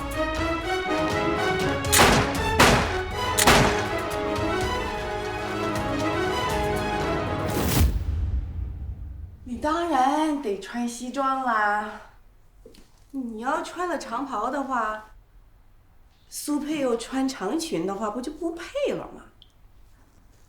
你呀，可以先穿西服，那苏佩呢就先穿长裙，然后呢，拜天地的时候你换长袍，他又换旗袍，你觉得这样怎么样？哎呦，换来换去，你不嫌麻烦呀？又不是演戏，就是演戏嘛，这就是你要演戏给我们看的时候啊！你一辈子结几次婚啊？我想想吧。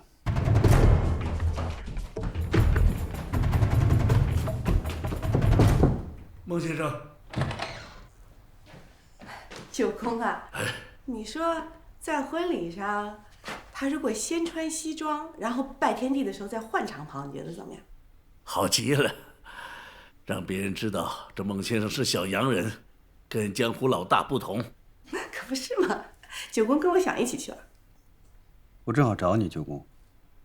二姐，我听你的。听我啊，我给你安排。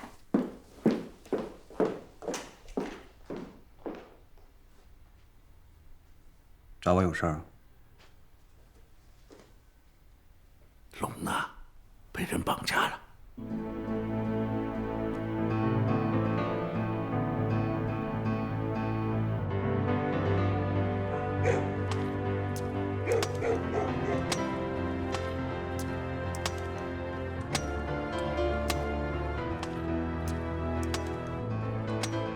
罗探长，哎，有活的吗？有一个喘气的，已经送医院了，其他的都是一枪毙命，看样子不像是普通绑匪。绝对不是。保护好这个喘气的。绑匪有没有递信来啊？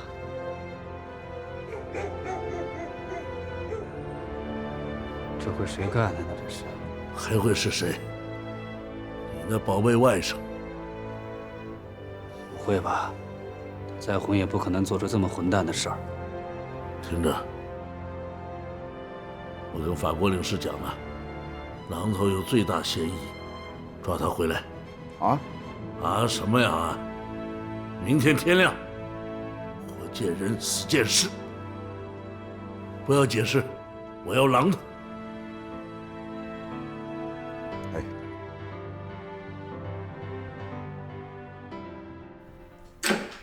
医院的弟兄开口了，真的是榔头。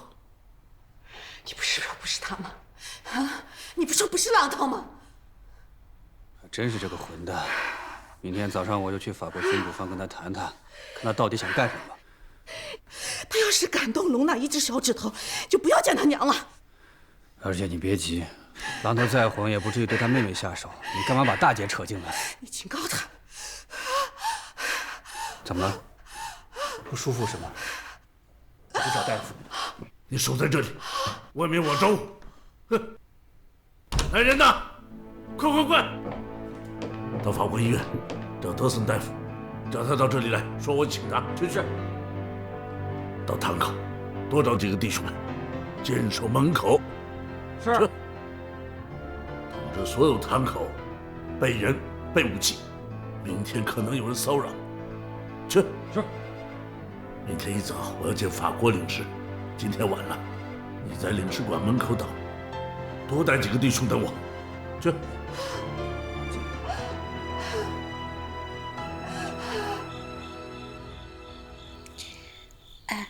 你干嘛不结婚啊？我结婚，我总要他愿意才行啊。我总不能跪在地上说：“求求你娶我吧。”有什么不可以的？这种事情啊，要两个人都行才行。有时候我上晚班，回来的时候他睡了。有时候我在屋里等他，结果他又跑去值夜班，他都不想碰我，我不知道他怎么想。碰你一下就可以吗？对啊，我告诉你，你要小心啊，男人一碰你就会生娃娃的。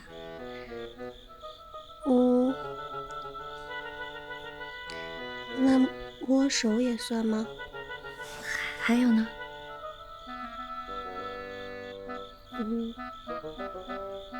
抱一下也算吗？天哪，你已经很危险了，还有吗？就是要亲的那种。哪一种啊？就是那种，不会生娃娃吧？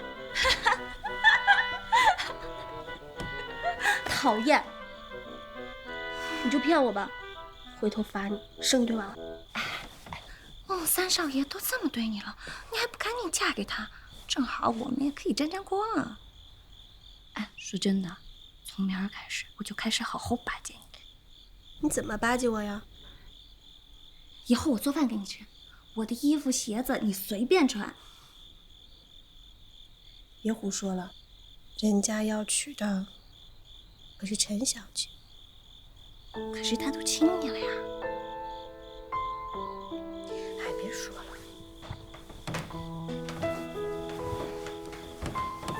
我拼着被爹娘的骂，就是回来为了看他一眼，看他没事儿我就回去了。有时候走在大街上，我就想，这也是他走过的。完了，完了，完了，完了！你这辈子算是毁了。哎呀，睡觉吧。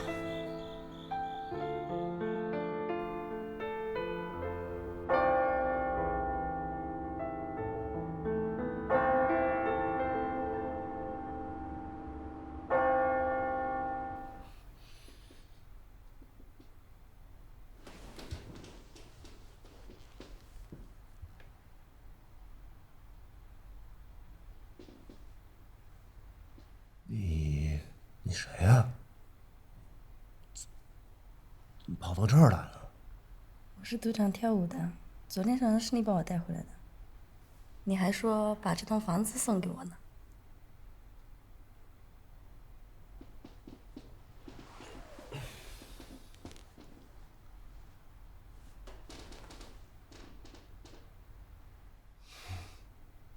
那你就赶紧滚吧。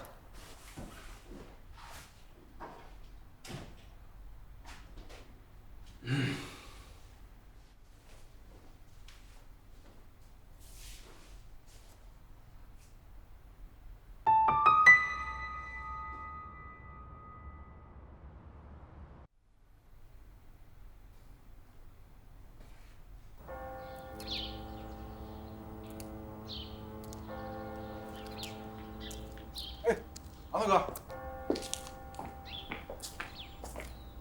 老虎啊，鼻子够灵的。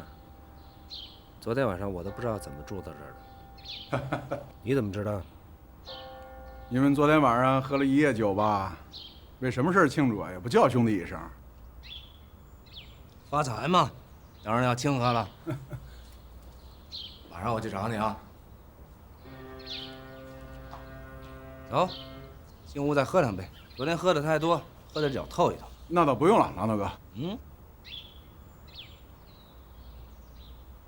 喜欢这房子吗？送给你了。哎，你说我醒来的时候，身边就多了一娘们儿，说是我把房子送给她了。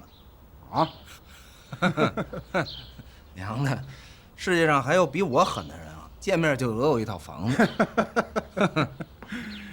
我昨天晚上就来了，就看着你们在顶上喝酒，没敢叫你，这不就等您醒。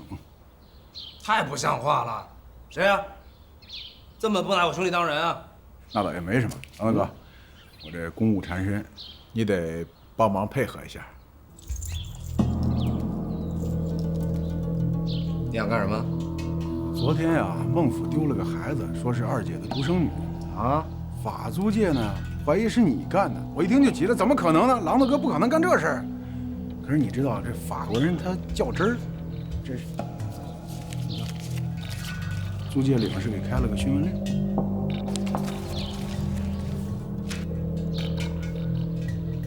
吴老虎，你要是敢靠我，咱们还是不是兄弟？肯定是兄弟啊！这郎大哥，给口饭吃，兄弟也不容易。你跟弟兄们说一声。去去就来。走。哎，我说老虎哥，找个头罩行吗？有。哼哼。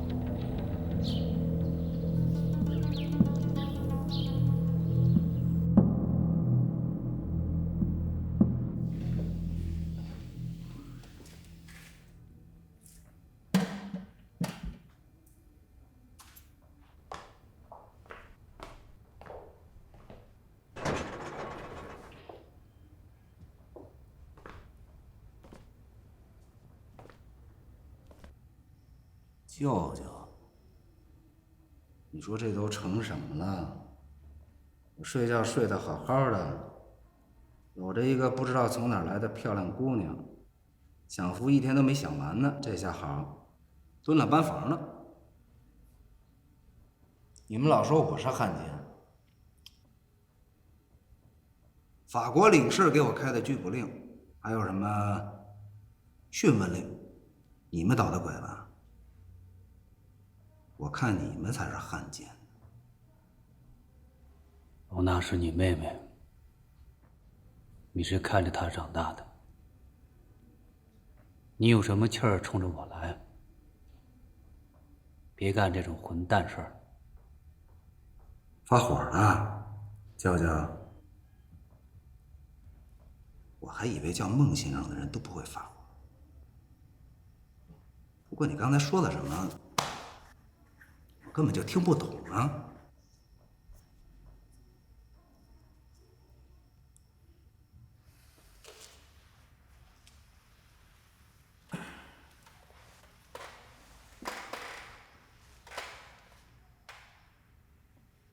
郎头，你想要什么？你是想要把你娘从孟府接出去一起过日子呢，还是觉得在孟府里你的权力不够大？你告诉我，我们坐下来谈。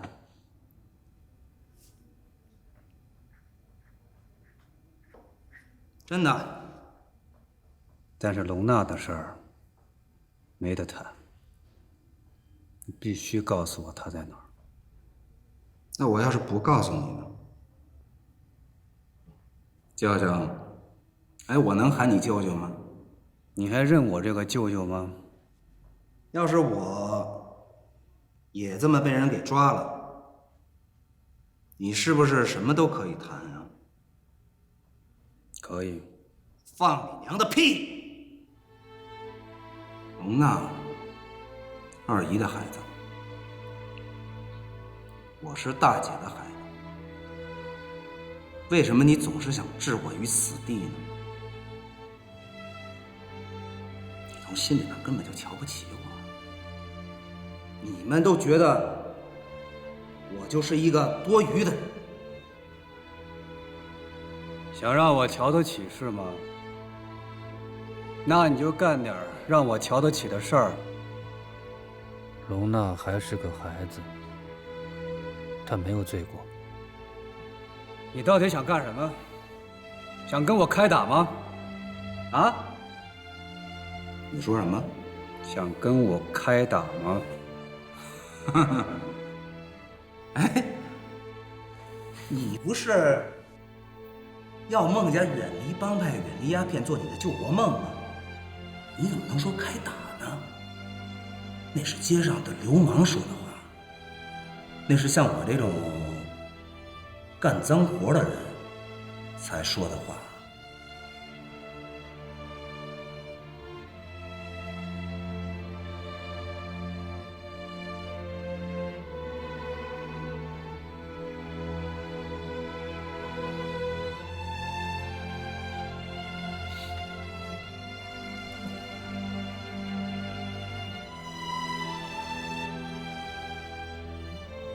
我可以变成流氓，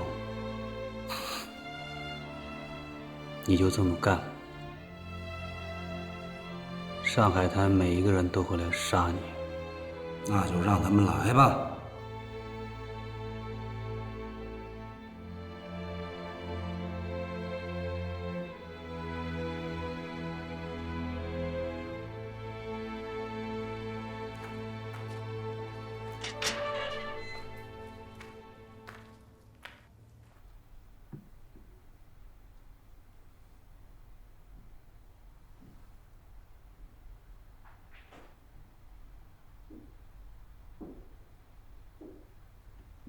老三，帮我把药端过来。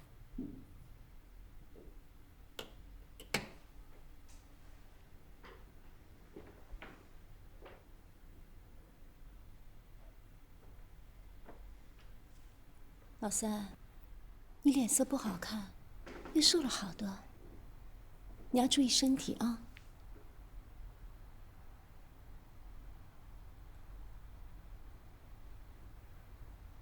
来来，我喝我喝。大姐，你到底有没有病？这药该不该喝你不知道吗？你是不是觉得这么做更有理由恨老二，恨这个家？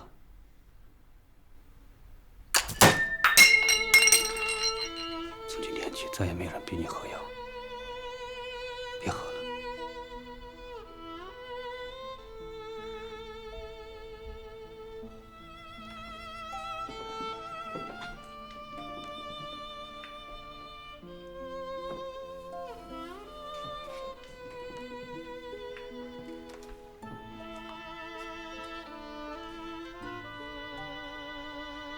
怎么了，老三？狼头绑架了龙娜，你们没杀狼头吧？你事先知道这事要发生，是不是？不知道。你事先知道这事要发生，是吗？你看这个家就是这样，出点事儿就怪到我和榔头身上，你和爹有什么两样啊？大姐，如果你愿意跟榔头搬出去住，我可以安置一个新家给你，这家你喜欢的东西随意拿走。你帮我说服榔头，等他出来，我安排他离开上海。我保证，上海滩没人敢动他一根手指。你怎么不去说服他呀？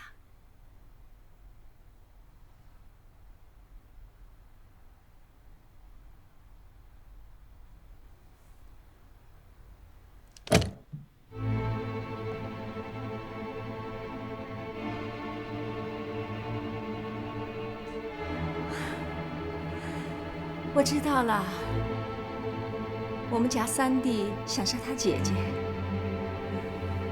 知不知道该怎么动手啊？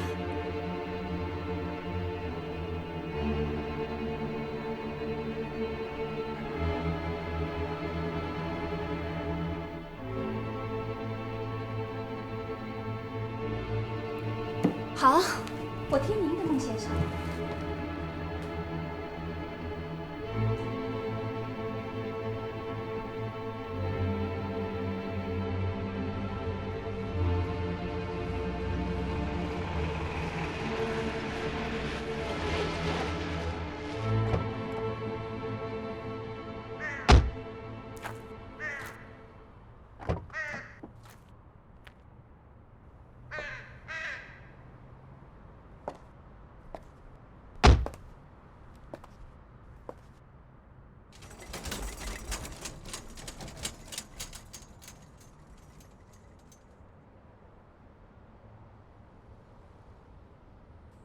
你知道吗，老三？哎呀，20年了，我都没有离开孟府一步，多亏你了，谢谢你。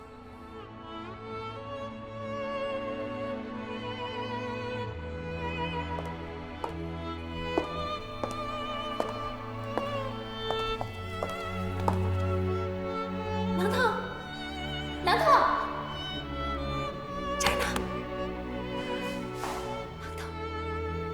娘，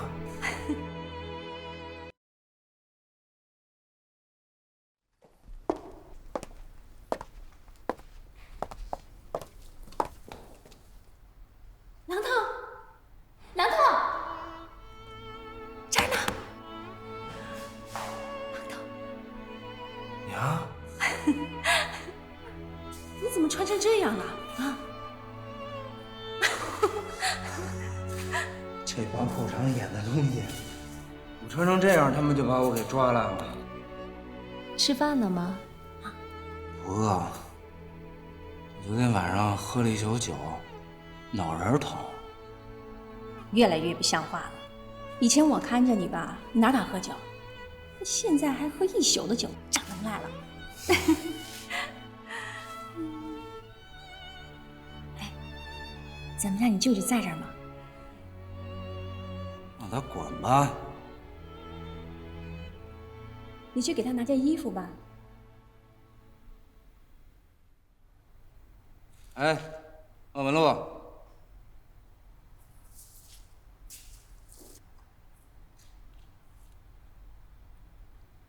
这种事儿你都干得出来啊？看咱们俩以后就别见面了。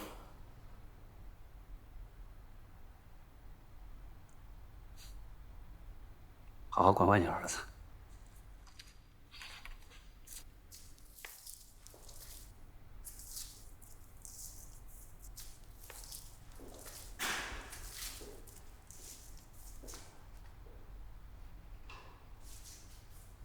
你把龙安藏哪儿了？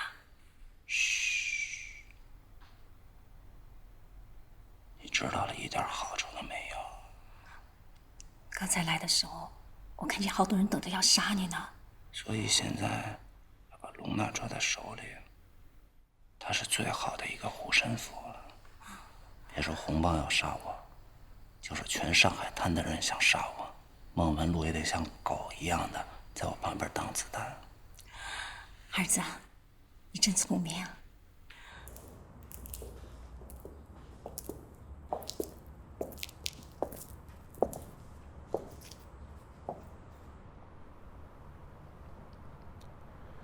孟先生，您也别太着急。榔头就算有天大的胆子，他也不敢针对孩子动手。他已经疯了。红帮怎么今天来了这么多人？啊，我听说红帮的老头子发话了，谁要能把榔头拿掉，榔头手里那些烟馆、赌场就归谁。人为财死，鸟为食亡嘛。过去没人敢动榔头，现在一听说榔头得罪了孟家，又有那些钱在勾着，一下子都来了。哼，都来当落水狗。罗探长，叫我老虎就行。你得想办法把榔头活着弄出来。我不想跟红帮正面发生冲突，也不想榔头被打成筛子。即便他死，也得告诉我孩子在哪儿。行，包在我身上。把他送哪儿？孟府。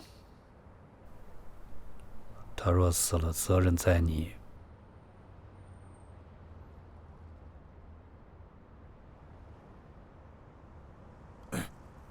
娘，你现在每天还喝药吗？喝。从明天起啊，不，从今天晚上起，你让二姨喝，你想让谁喝就让谁喝，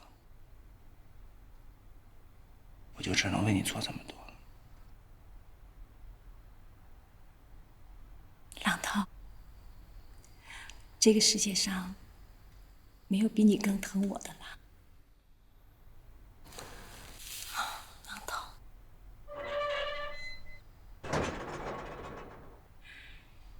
拿来了。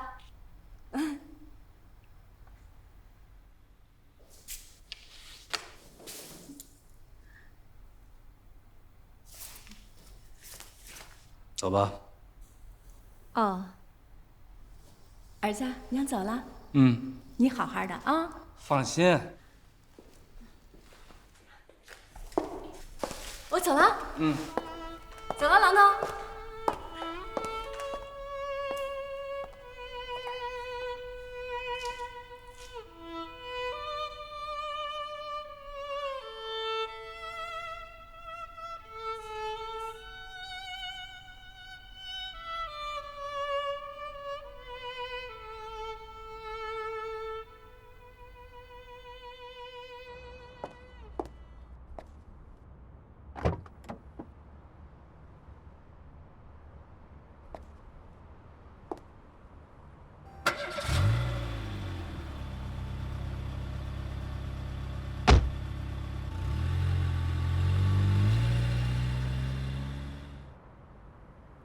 上面通知24小时放人了吗？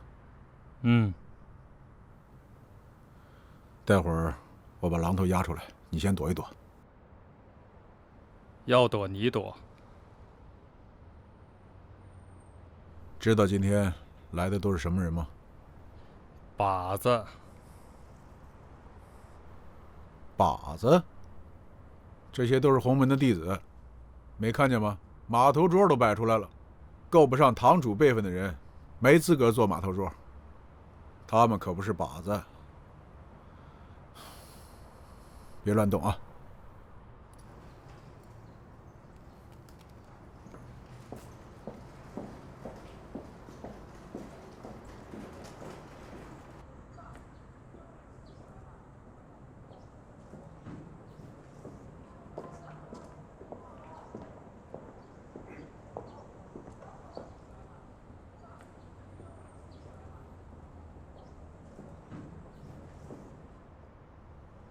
打扰您了啊！我在这儿好好喝我的茶，碍不着六扇门里边的龟孙子们。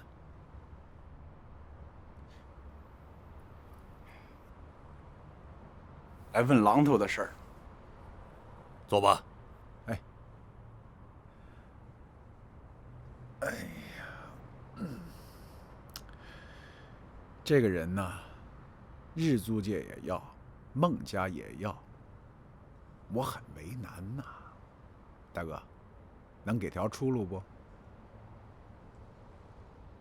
咱们呢，井水不犯河水，有路大家走。我刚到上海闯荡的时候，入的也是青帮，拜的是同一个祖师爷。咱们和尚不亲冒亲，大哥，别为难我行不行？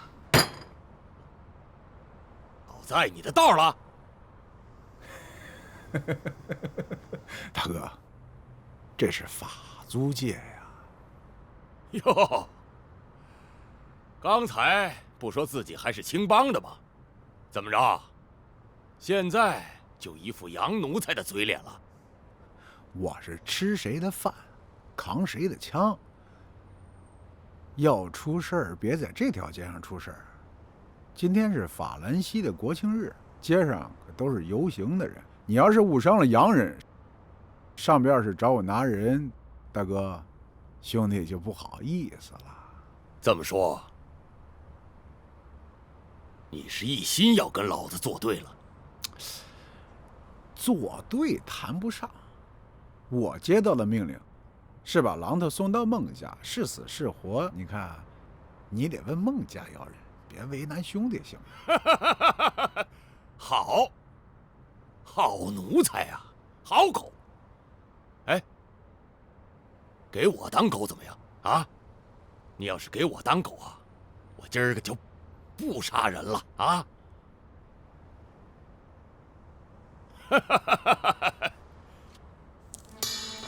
去，乖，把它给我吃了，好好的当狗，听见了吗？去啊！不是要当狗吗？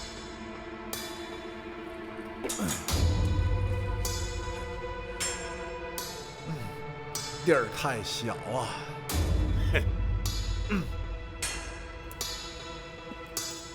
来，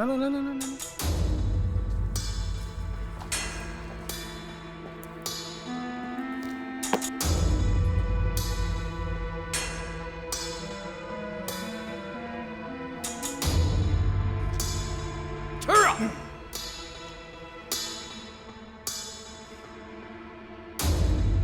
这狗有手吗？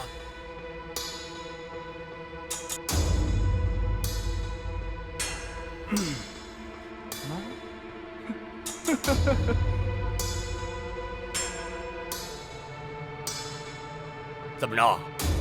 白吃啊！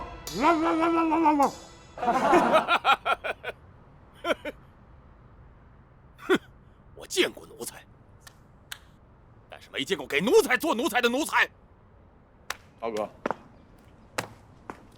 这个乱世啊，饭碗不好端，兄弟自然得小心。我们走。哎，你给我听着，红帮12垛堂口的人都出来了，就算你是大罗神仙金刚不坏之身，也能把你打成个漏斗。我们走。上官走好。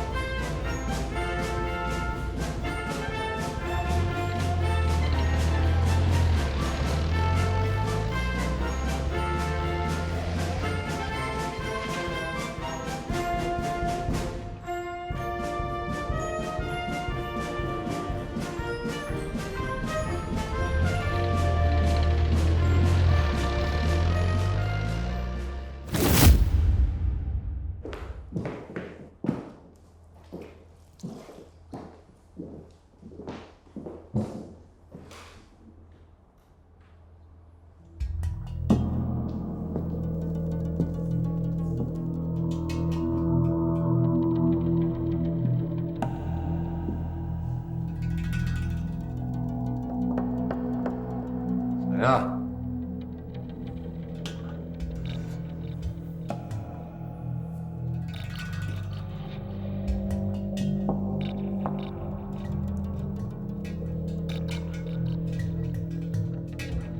孟家怎么不吱声啊？要不是我，你早就死在街头了。是吗？没有龙娜，我早就死在街头了吧？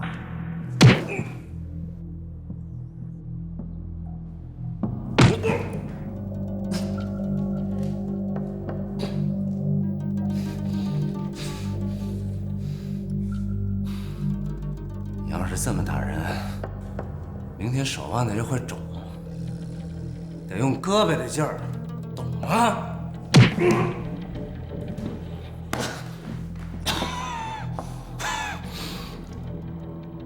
那在哪儿？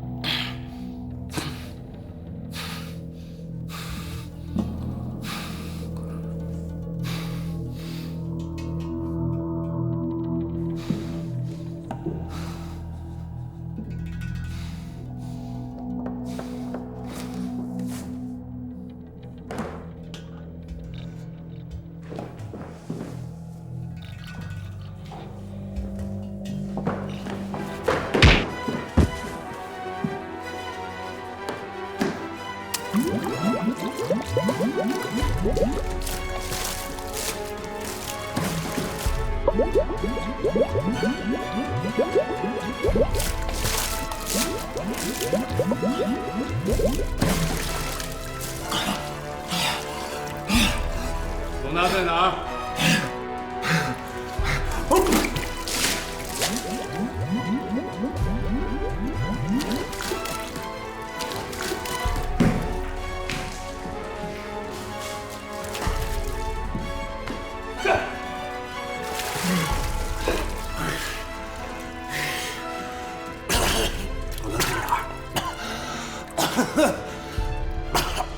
到底想要什么？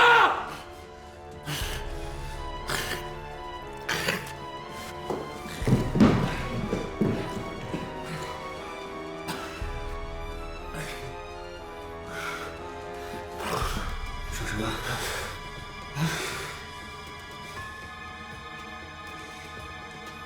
你终于愿意和我了。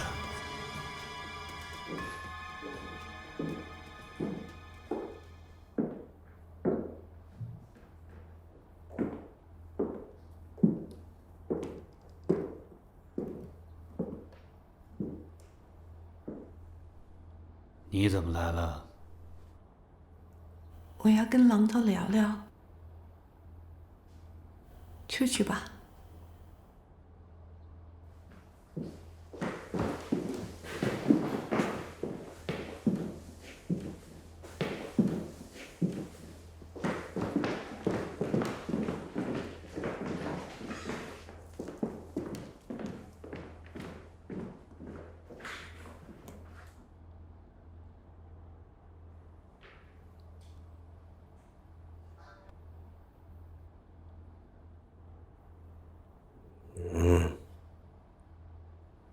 榔头，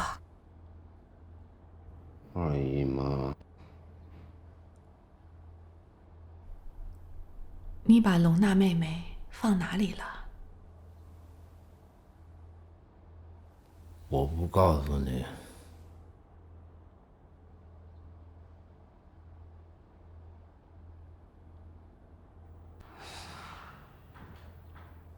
你不要这样对我。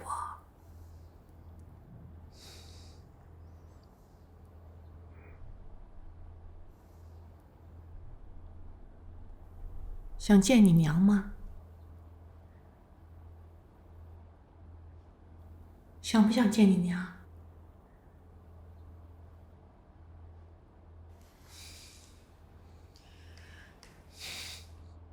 想不想见你娘？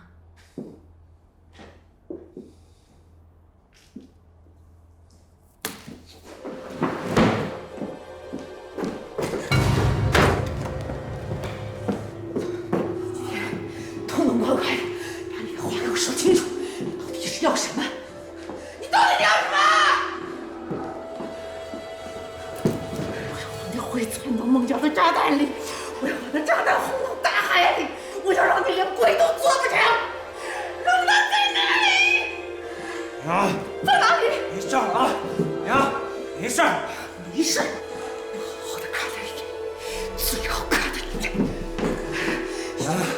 没事啊，娘，没事。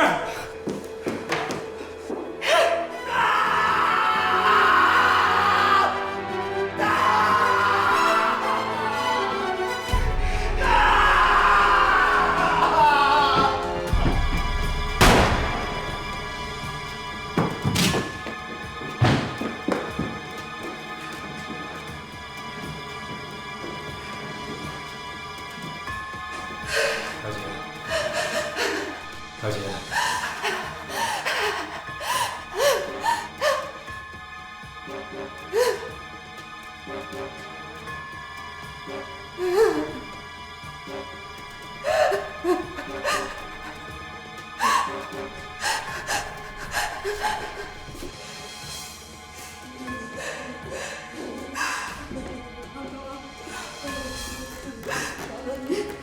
你到底要怎么弄你？爸爸，你妹妹没做错什么，坏事都是我做的。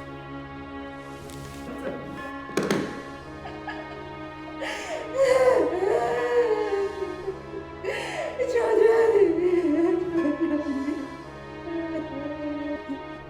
你到底要我干什么？啊！我要你死！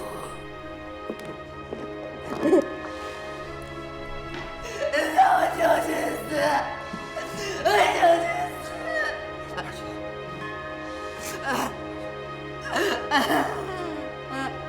乔哥，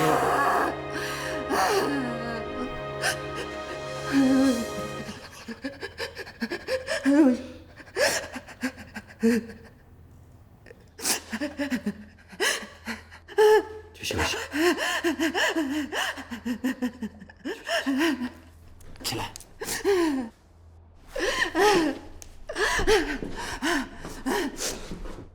来人！楚二姐去屋里。是。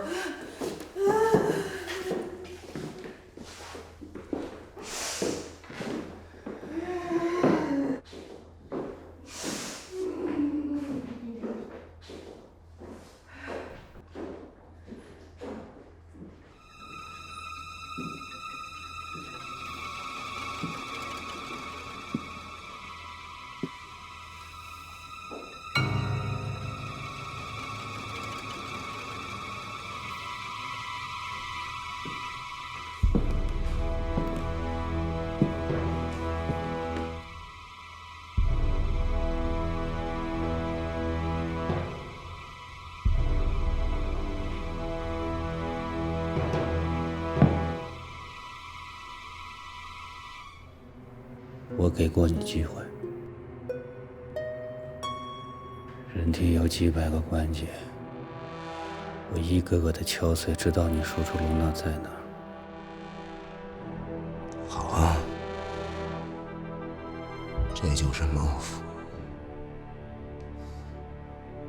你好啊，孟先生。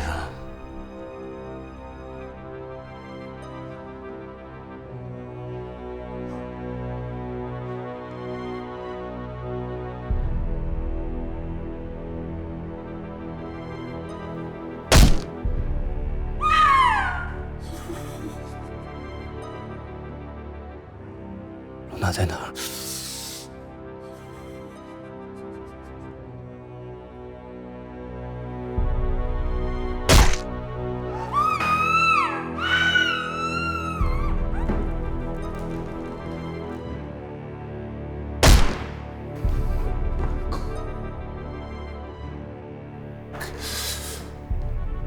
孟先生，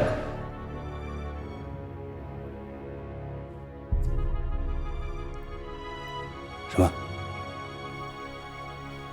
这是那边陆军部的搜查令，我们是来要人的，把榔头交出来。榔头是在这里，没错。可榔头是孟家的人，是孟家的子侄辈。孟先生是他的舅舅，长辈教育一下总应该的吧？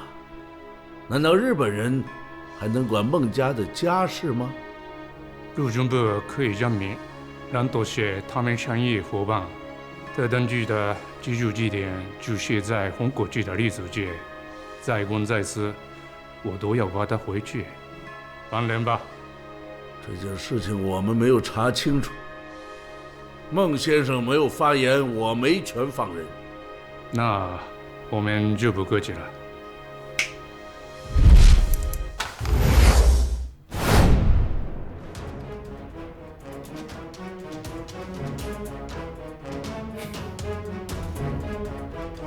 何必在家里闹事呢？我放人，后果你负责。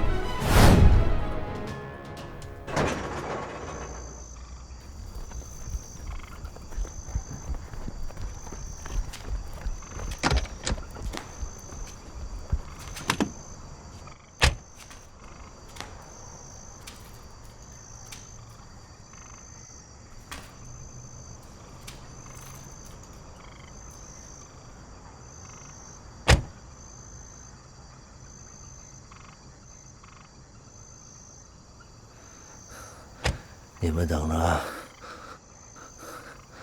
等着我回来。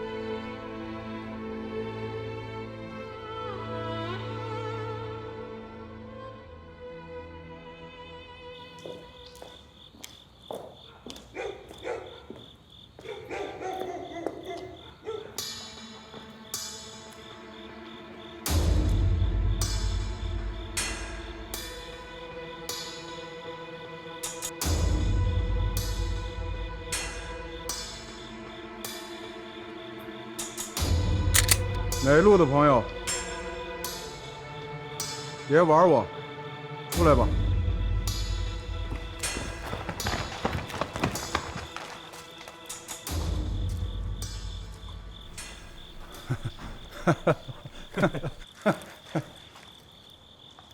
哎呀，山水有相逢，大哥又见面了。走，我请你喝一杯。走。不用，我今儿找你了，是有件事儿很为难。想找你请教一下，这红帮的龙头说了，谁要是杀了狼头啊，他的地盘就给谁，龙头就让谁做。你说我千辛万苦的，还挣了这个巡捕房对面的码头桌子，但被你给搅黄了。我这想来想去，觉得很生气，不知道该怎么处置。大哥，我就说，这顿酒必须得请你喝，得让你解解气。这个榔头嘛，已经送到孟府了，是死是活，你问孟府要人。好，死到临头了还敢消停，有你的！说吧，你是想进黄浦江啊，还是挂路灯上？哎，大哥，让我学狗，我也给你学了。兄弟，我也是混六扇门的，吃官饭。大家能不能体谅一下，不至于要我的命吗？放屁！你办的是官事儿吗？孟府是衙门啊，早知放过你呀！说，大哥，哎，有话好说，还想卡着？都别动，别开枪！被人给算计了，快扶我走！快！姓罗的，你给我等着！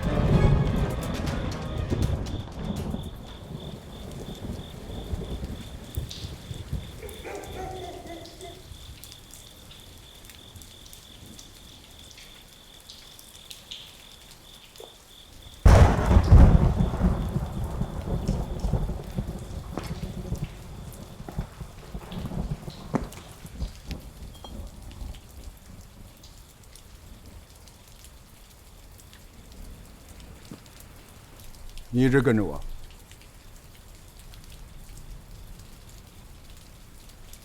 饿不饿？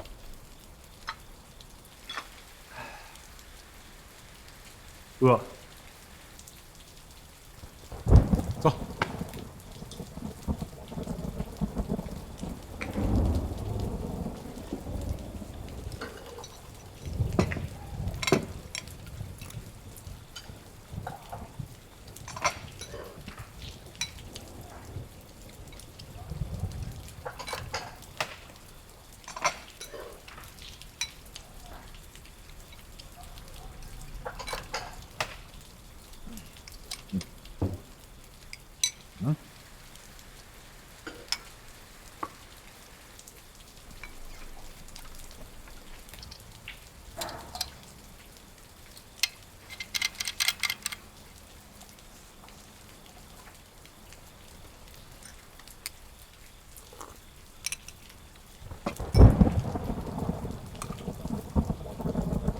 老板。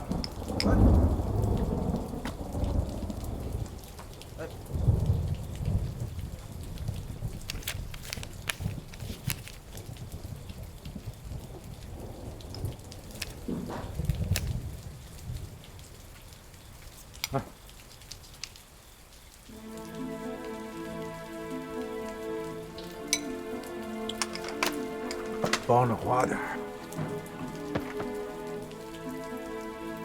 吃吧。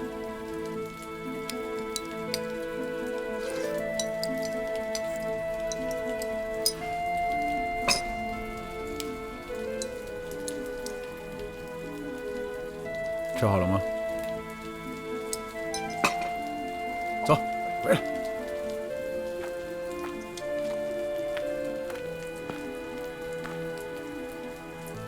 回吧，别跟着我了。明天见。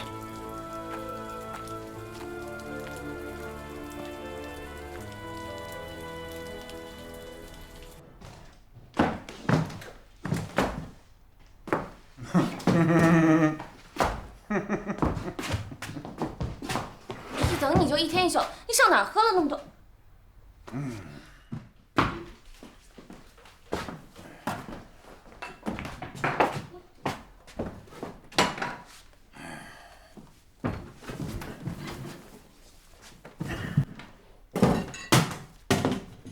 等我干什么呀？真是2两猫尿灌下去找不着北了是吧？让你帮张小姐打听打听孟三少爷的消息，你怎么全忘了？张小姐，打听个屁呀！人家现在是高官得坐，骏马得骑，腰缠万贯，放个屁都有裤裆。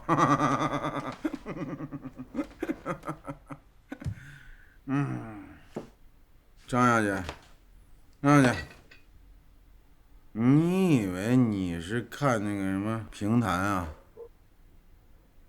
侠女什么救落难公子？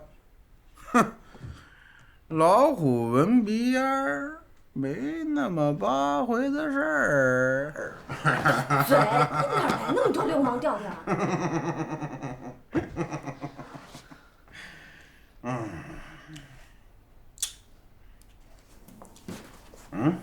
哎，你刚才说谁流氓？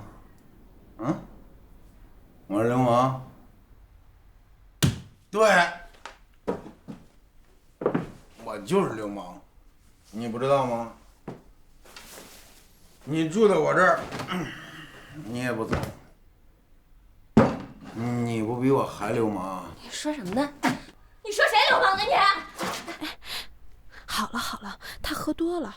你才喝多。他这人就这样，给他2泡猫尿就把自己当大爷。哎，说什么？谁是大爷？说谁是大爷？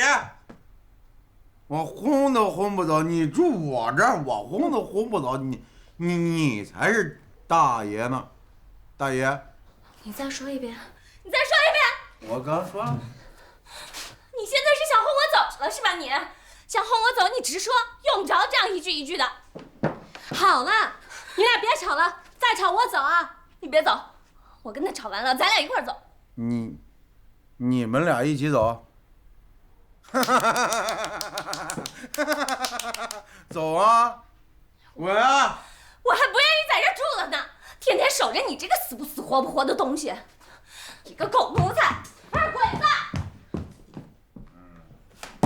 好了，他喝多了。哎呀，你还真搬啊！他喝多了，他睡着了比你醒着都精呢。我这是越扶越醉，说酒话就听。走，去我那儿住去。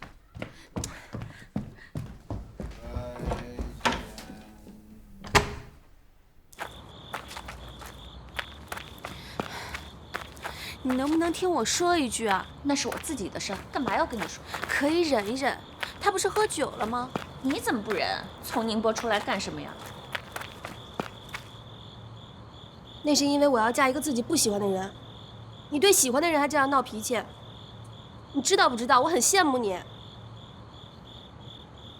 你不会是真的喜欢上他了吧？孟家的人也是你能喜欢的吗？我们现在在说的是你的问题。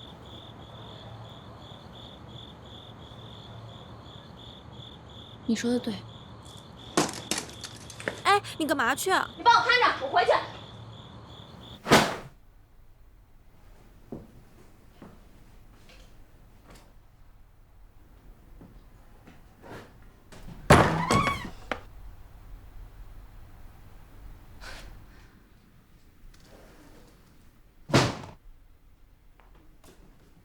装，再继续装，好。装什么呀？好啊，好啊，好啊！你们滚，都给我滚！你想要轰我走，直说就行了，何必费这个劲儿？没错，我就是想让你走。说什么你？打，怕点！你把话说清楚，我马上就走。我说了你也听不明白。你不说我怎么会明白呢？好，我告诉你，我这次帮孟家对付了榔头，他一定会记恨我，肯定会上门来寻仇的。你住在这儿，我担心不安全。那我们走吧，离开上海。你非得跟这伙人掺和在一块儿吗？离开上海去哪儿？也许没那么糟糕。你回去劝劝张小姐，让她别做梦了。还有你，暂时回去住一段吧。我不走。我没事的，我将来还会去找你的。我不走，要走一起走。将来我孩子还得依靠你呢。去吧，等挣够了钱，给孩子治病，我就带你离开上海，行吗？我不走。走吧，走吧。我不走。我不走。老婆。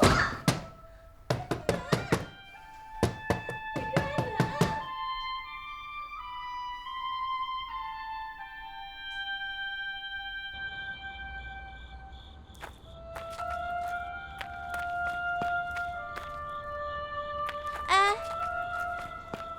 你怎么了？跟你一样了。什么叫跟我一样？到底怎么了？怎么了？爱上王八蛋了。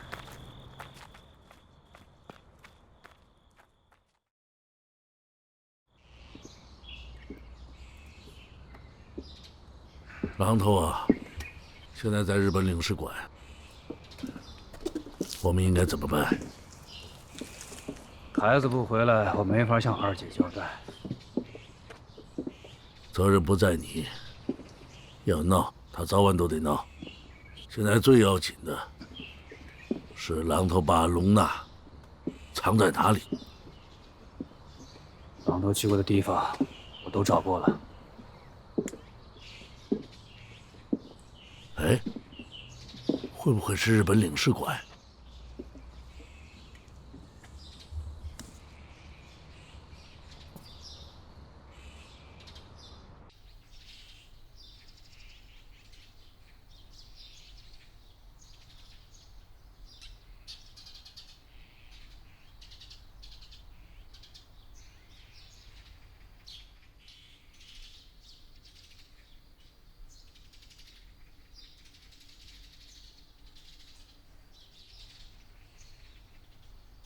龙呢？龙呢？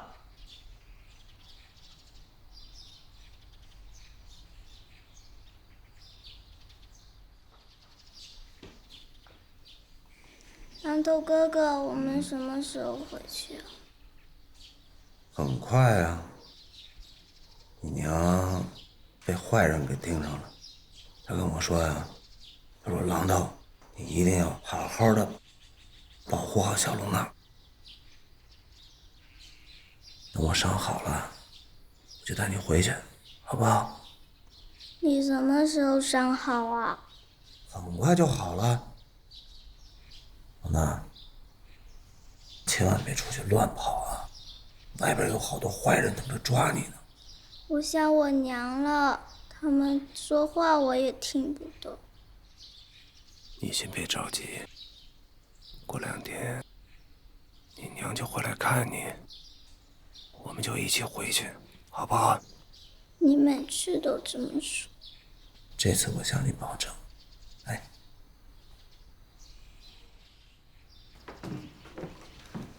小龙呐，给你带糖来吃啊。我不吃日本糖。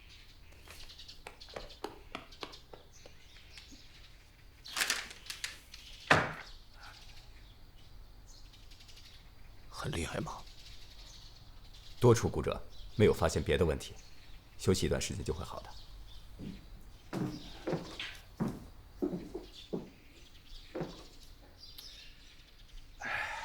看到你就是考得你，感觉很愤怒吧？他们想破脑袋也想不明白，你绑架这个孩子到底是想要什么。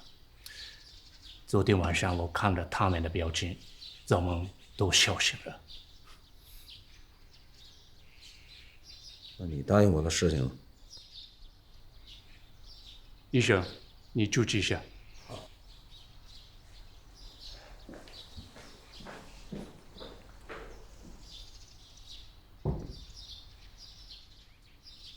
答应你的事情，我一定守信用。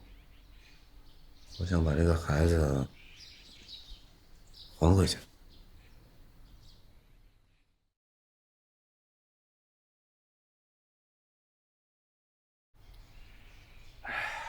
看到你就是考得你，感觉很愤怒吧？他们想破脑袋也想不明白，你绑架这个孩子到底是想要什么。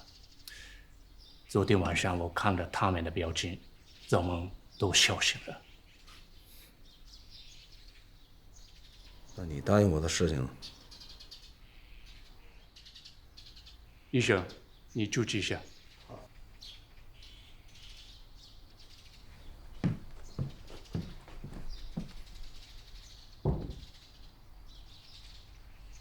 答应你的事情，我一定守信用。我在上海能控制的人力和物力都可以给你调度。你想在上海当常晚张吧，都可以。我想把这个孩子还回去。你是这么想的吗？是。我杀过人，干过坏事，可是没干过抢孩子的这种事。这和我们的约定不一样啊！啊？你觉得你还能走吗？孟家还能原谅你吗？没有人能欺骗帝国，谁也不行。我现在可以把你的话理解成，你偶尔软弱了一下，不要再让我听到了。你和那个女孩子的命现在都是日本的财产，我们会好好保护的。はい。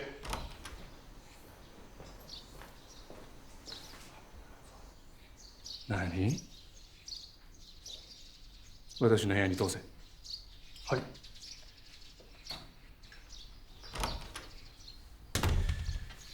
有客人来了，去备一下。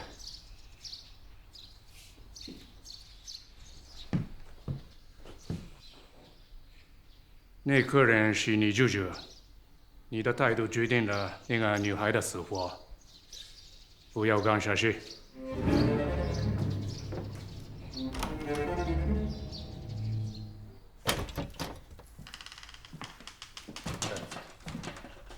孟先生，进去。有什么事情吗？榔头在吗？哦，在灵气馆养伤。我想他不太愿意见你，伤得很严重，多照顾着。我这个外甥不听话，该打。领走了家里的孩子，孩子在这儿吧？你说什么？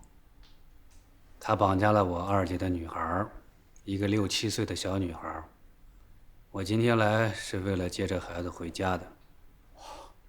你指控日本领事馆包庇了一个绑架小孩的犯人，还帮着他收留人质。我就这意思。你可以去南京日本大使馆托事。另外，我告诉你，我就在领事馆里，不会像清水那家伙那样，在外面保养情妇。死了也没用啊，郝明生。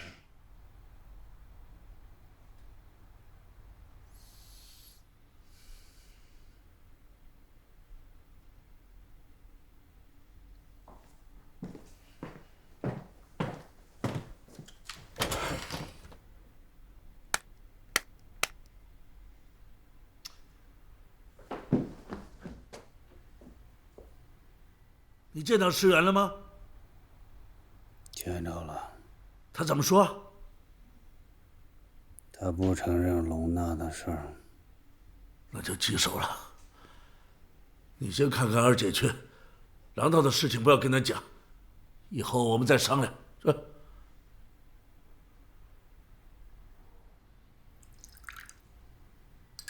行了，别看了。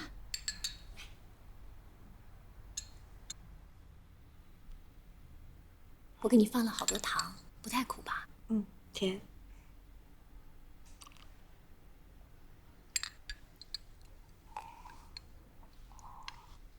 好。擦擦。老三，今天医生开的药方子要上好的薄荷叶，你找人去买点啊。大姐，我想跟二姐说说话，安慰安慰他。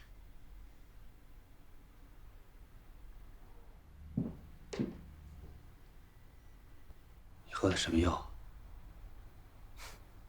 不知道。我就知道，我喝了，他就高兴。他高兴，我就有希望。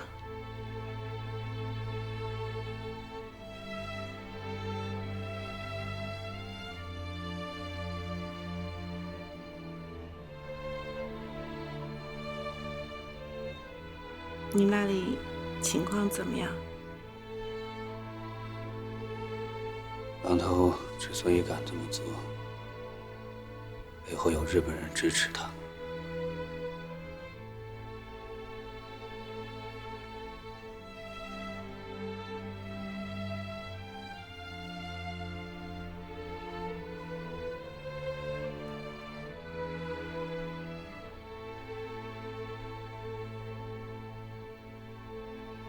我满足了他所有的要求，他还是不肯说出龙娜在哪儿。我们就等他们开出条件。我答应你，无论多难的事情我都接受，只是你再忍忍。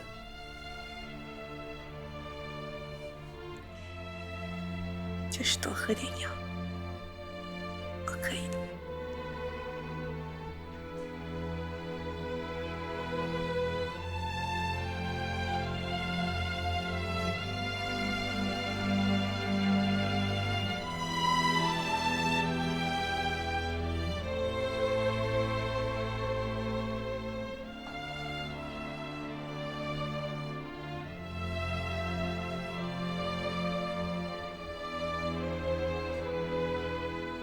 别跟大姐计较。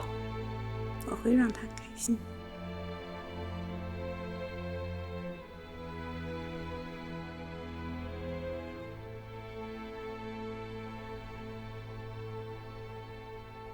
我的房地要捏亏了啊！侬讲啥么子啊？是侬搿房子不要太吓人哦！啊，上班么子要啊，门缝介大，夜猫也好追进来了。搿种房子要捏亏啊，侬哪能勿去抢啊？抢啥么子？捏亏你抢了派啥用场啊？侬付勿出来了，刚刚房子勿好啊，上班要啥啦？介混账个上班要啥啦要？我告诉侬，阿拉男人是巡捕，巡捕有啥了不起啦？我打来盖好了，当光来行动麻烦啊！哦哟，还巡捕嘞，嗲勿说啥人勿晓得是跑了门红里啊？还巡捕嘞，阿拉男人还是局长嘞！你讲啥娘的？我不跟他讲，别讲别讲，你再讲别说啥娘的！我想想你不要讲，再讲别讲，再来，我付钱，快快！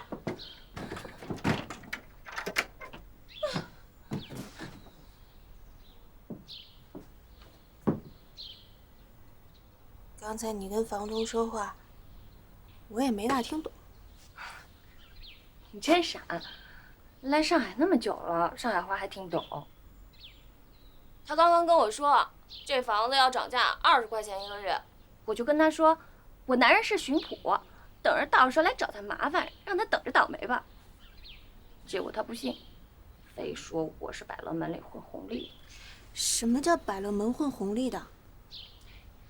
就是那些谁赢了钱就钻到男人堆里去摸钱的，其实也没什么，就让人白亲一口白抱抱呗。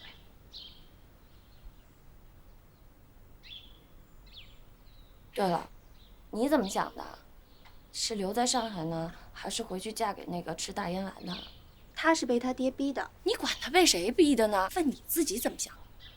我也不知道该怎么办，当时脑子一热就跑过来了。现在回去也不知道怎么说呀。你就听我的吧，就留在上海混。你爸妈就算再生气，时间长了就不生气了。你现在要是跑回去了，当初跑出来干嘛呢？对吧？你就留在上海，由我来照顾你，保证没问题。这样，我现在带你去电报局发个电报回家。走走走。我这儿有这些。3块钱一个字呢，你可少说点哈。那我就说，父母大人，不孝女。不行，1个月工钱就让你给不孝了去了，你可饶了我吧。可是我都跑了呀，我要不说点好听的，那我爹娘不是更生气吗？你跑都跑了，还假客气什么呀？换个3块钱。那我就说，不孝。哎呦，别不孝了。那你说我怎么说呀？你明知道不孝还往外跑，虚伪。那我不写了。哎，你看我话想给你打电话，你还着我急什么呀？你听着，就这么写。我在上海，马上回，7个字，21块钱，冲咱俩交情，算你20块钱。你给我打欠条，我帮你写啊。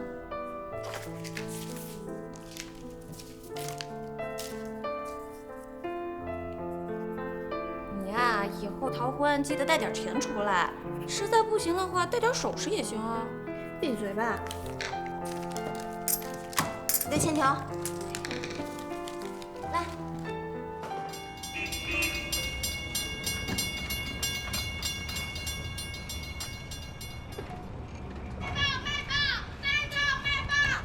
给我来背包，姐。给我1块钱。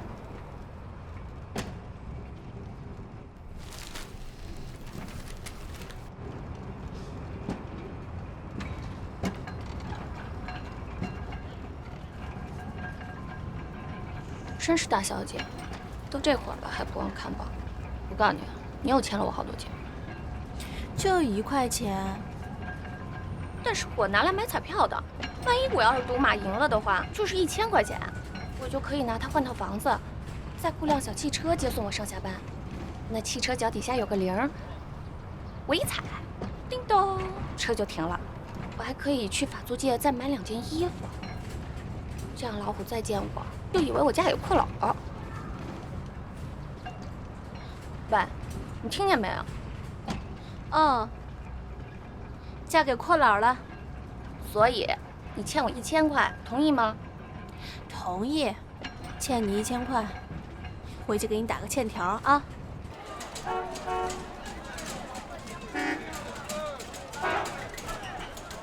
我介绍这个工作给你，可是拿我的工资做的担保。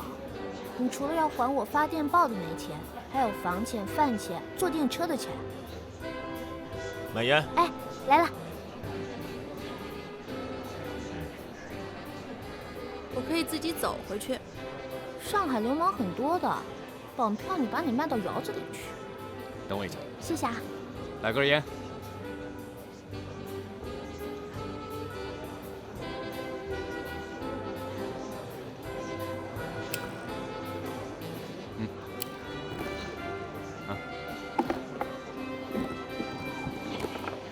还有啊，以后客人给你的小费得归我，这是我照顾你的辛苦钱，你知道的。像你这么傻乎乎的人吧，没有人照顾是很容易出事儿的。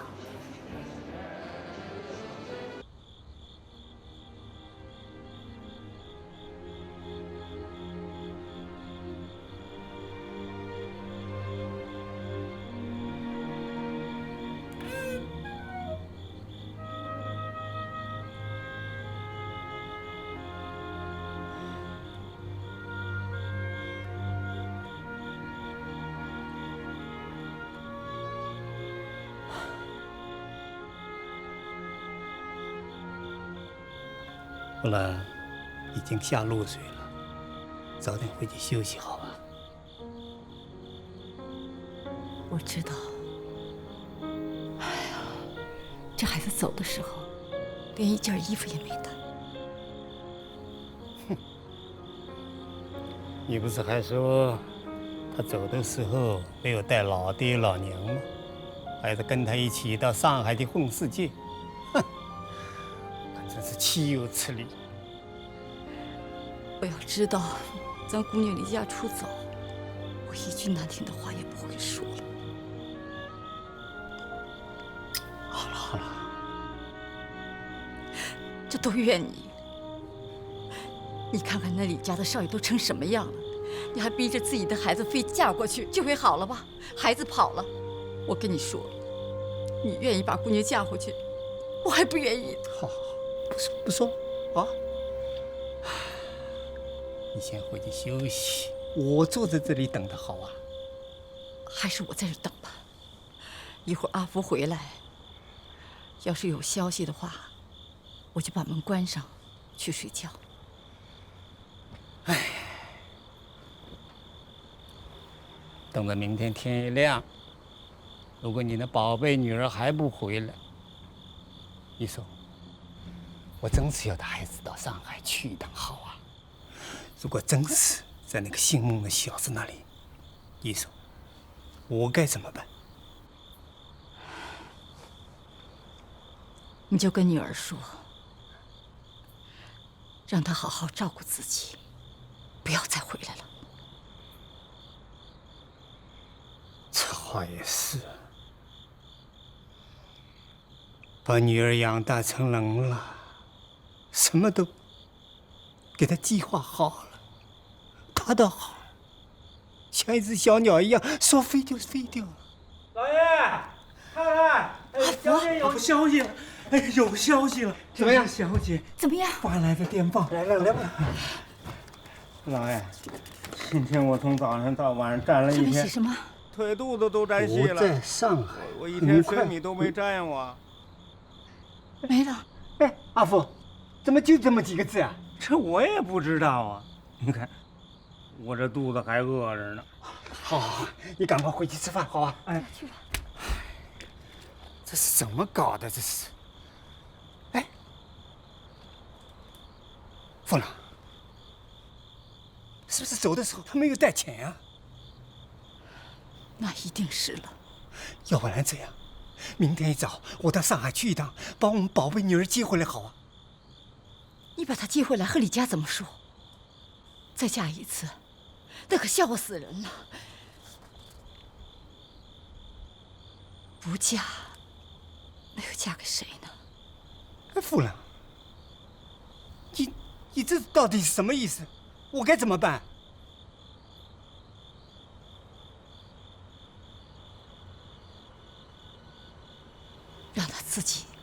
自求多福吧，自求多福。哼，好，革命，革命！只要革命后搁到我头上来了，这叫什么革命？这就是不要父母，简直是洪水猛兽嘛！阿福，阿福，哎，来了来了！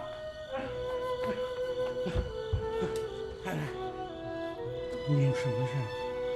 你告诉他们，门口的灯不能灭。哎，夫人。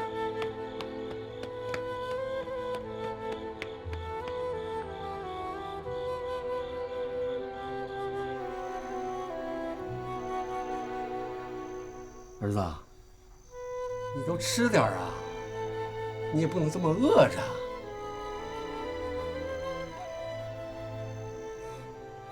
大丈夫何患无妻？老戏词儿不都这么说的吗？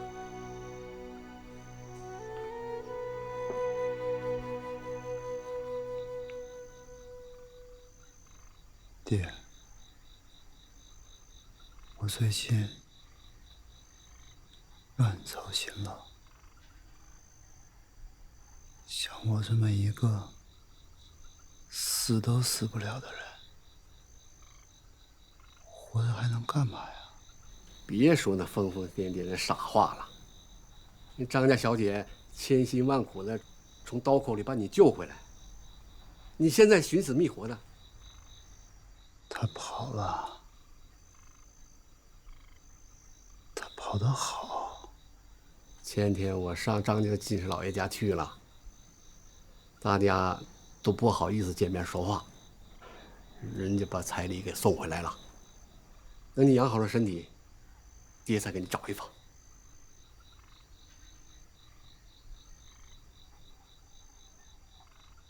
爹，再给我2颗，我想好好睡一觉。都怪这世道不好啊！你说上上海念什么书？好好圣人的文章你们不读，偏信那个邪。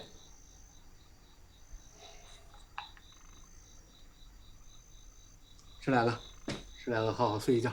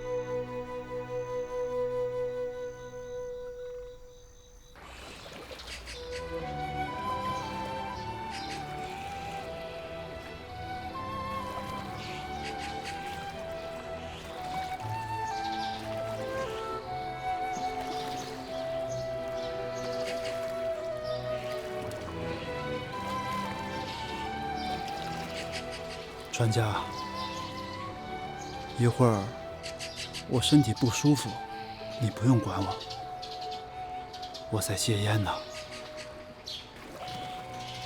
那我知道了。哎，那您这是去哪儿啊？不知道，走得越远越好。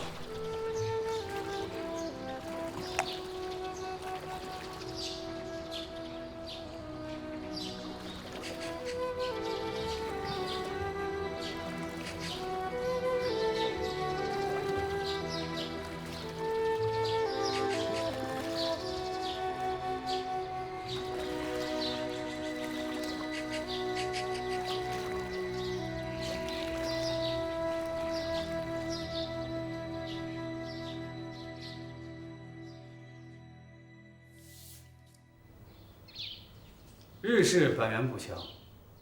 今天我们不讲国家，只讲武器。任何武器都有矛和盾双方。所谓的矛就是指弓，是指武器的射程、射速、破坏力、精准度。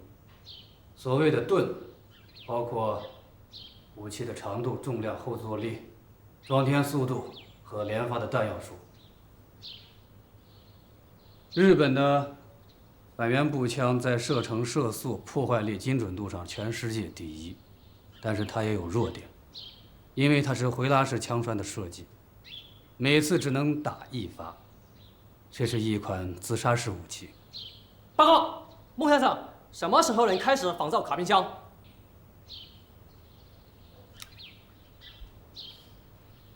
贷款还没有下来，今天你们就画图吧。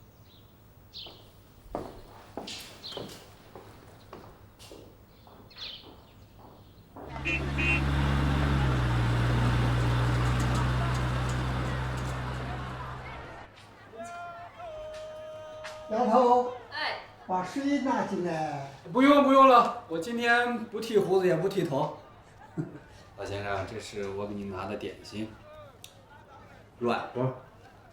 谢了。我就是想来跟您聊聊天儿。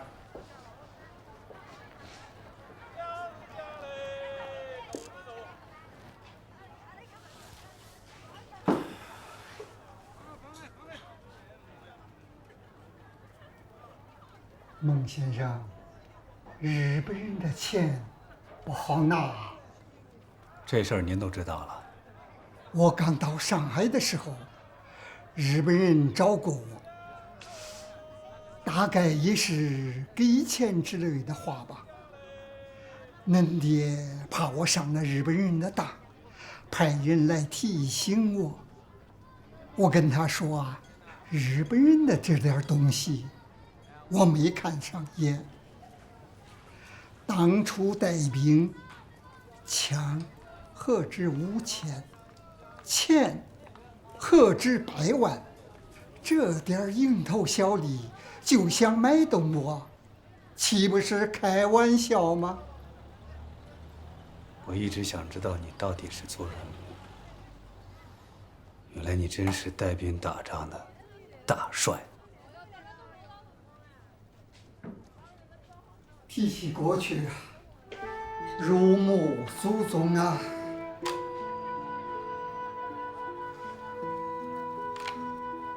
我们这一代军人只知道争名逐利，没为国家做一点好事啊。中国现在这个样子，我们是有责任的，只能寄希望有人出来能够收拾乱局。实在是不敢夸耀过去啊。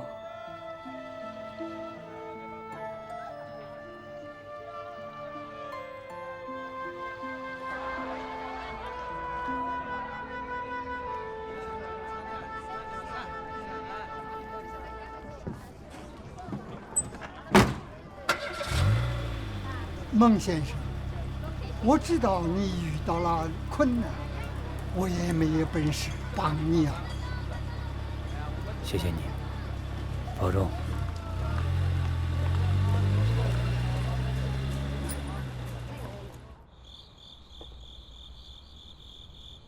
跟着下来就是6毫米的螺纹车床，需要2台。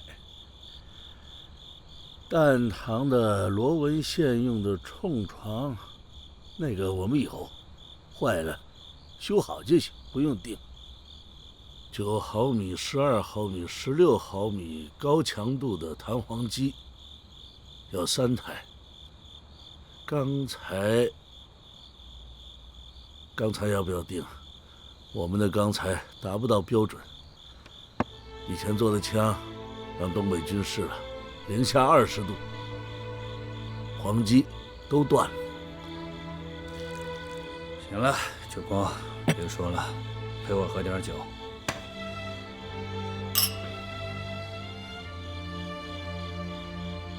孟先生累了啊，好休息一下。这事儿不急着这一天。都第3天了，还没有龙娜的信儿。你不是说要不动吗？我那是为了稳住二姐。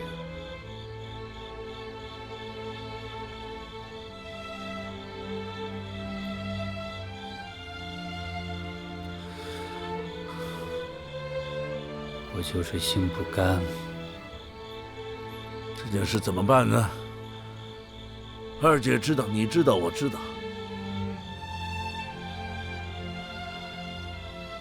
还有，这些订单又怎么办？费了那么大劲。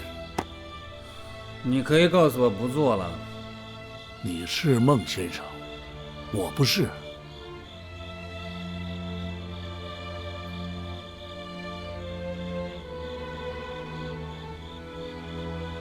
好了，别喝那么多了啊。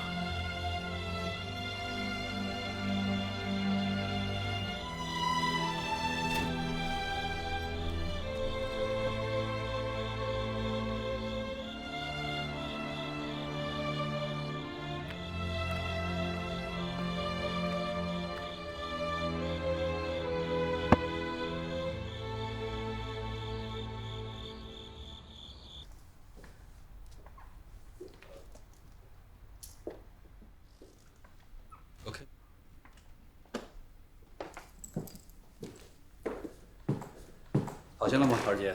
好多了。我也觉得你今天气色不错。傻吃傻睡，一点忙都帮不上。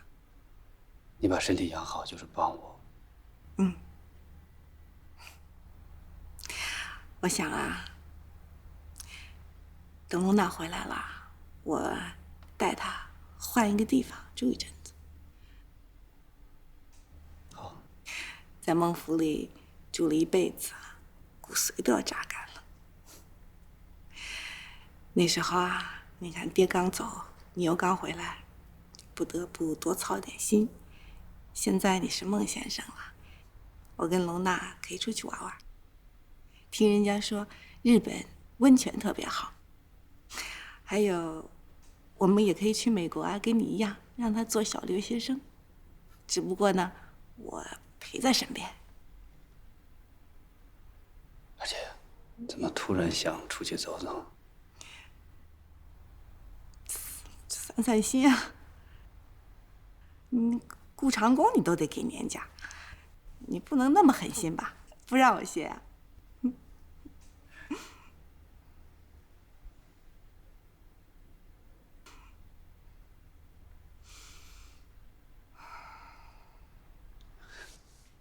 换个地方，我带你们去夏威夷。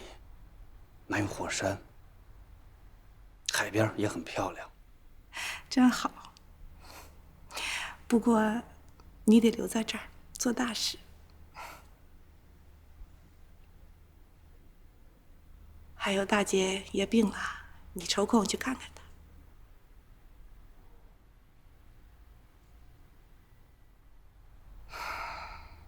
不管怎么样，你说的那个海边，那个火山的地方，我会去的。要去，要去，要去。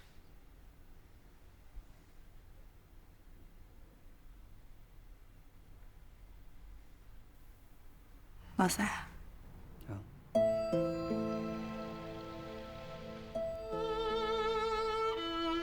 你不用。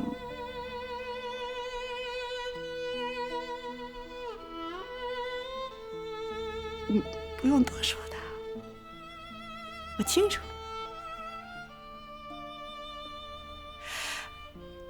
你不要喝那么多酒啊！没喝，没喝，都是。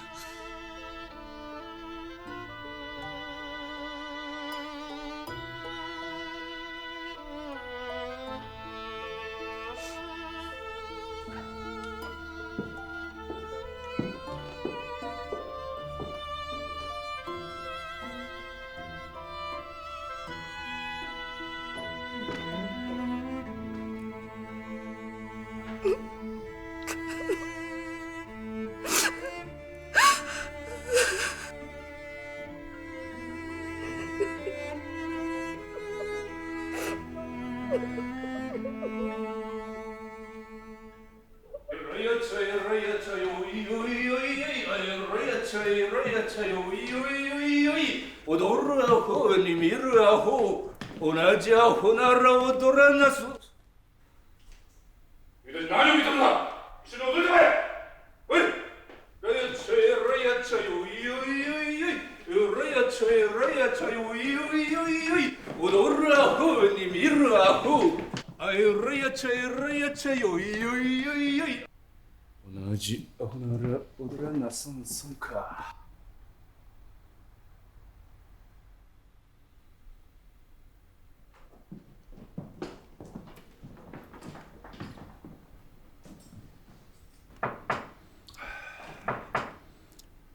哎嘞！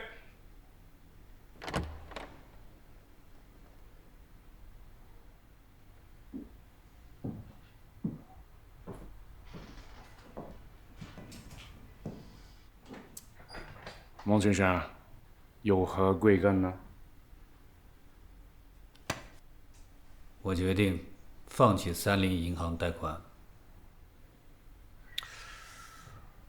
孟先生是觉得条件不够优厚，还是优厚？非常优厚。孟先生要想清楚。我已经想清楚了。那就好。我放弃了贷款，该把龙娜还给我了吧？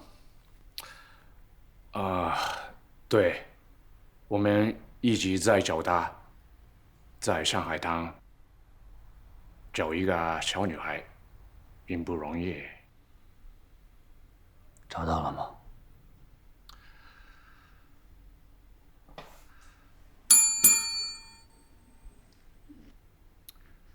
中国の女の子連れてきなさい。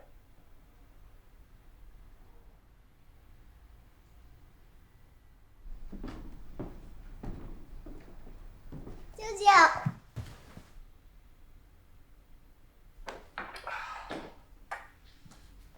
我们知道是孟家的孩子，各位的照顾。回家。再见，再见。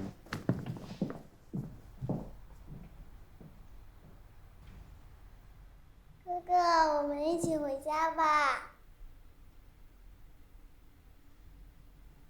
哥哥，我们一起回家吧。哥哥很忙，走了。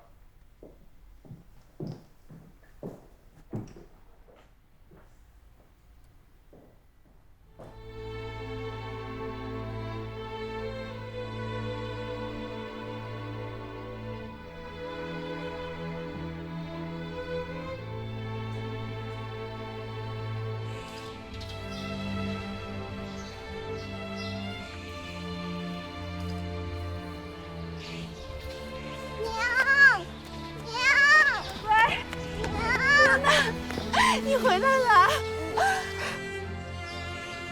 老衲，你别让妈妈想死了。受罪了吧？没有，馒头哥哥一直陪我玩，我就是想娘了。来，跟妈妈回家。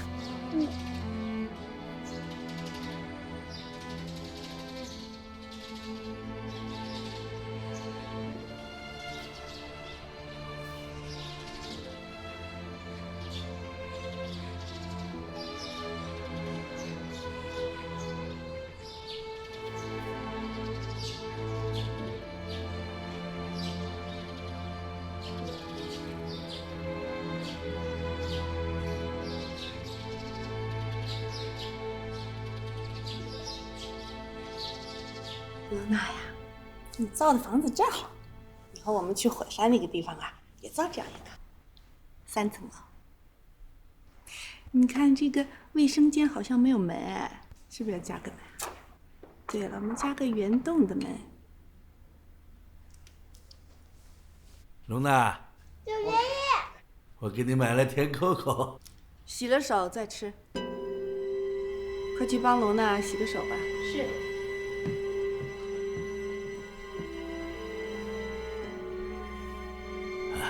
以这样的条件把孩子换回来，是你跟老三商量的吗？孟先生做事肯先跟我商量吗？舅公啊，我这儿没有别的事情了，你去忙吧。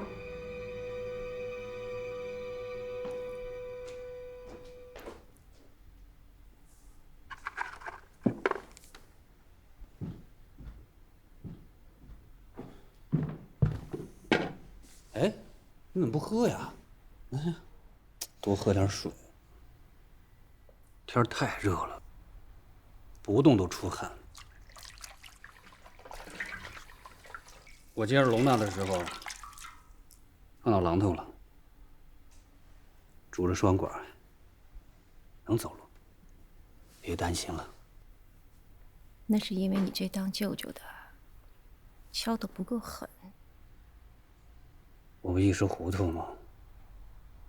他比我还糊涂，你别老说我啊。行了，事都过去了，咱们一家人安心过日子。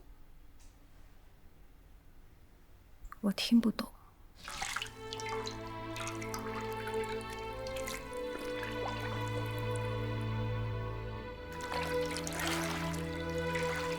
二姐说想带龙娜去夏威夷玩，我们一家人都去，怎么样？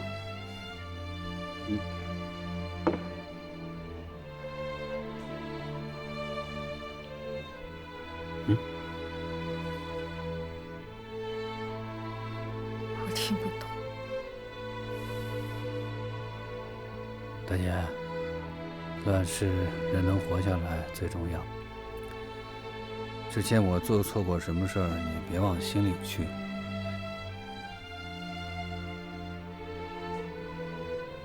我是你弟弟，我不想看你每天这个样子，我心疼。对了，我有个主意，我们去老家，回老家看看。你有多少年没回去了？咱不带二姐玩，好不好？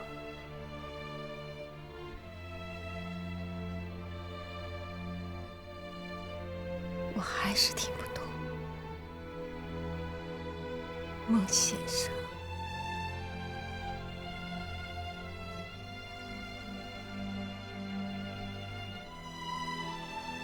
你不想懂。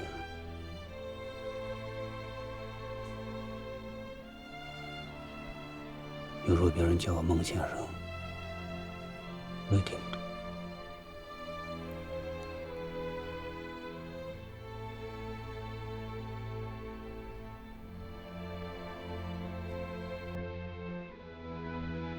你歇会儿。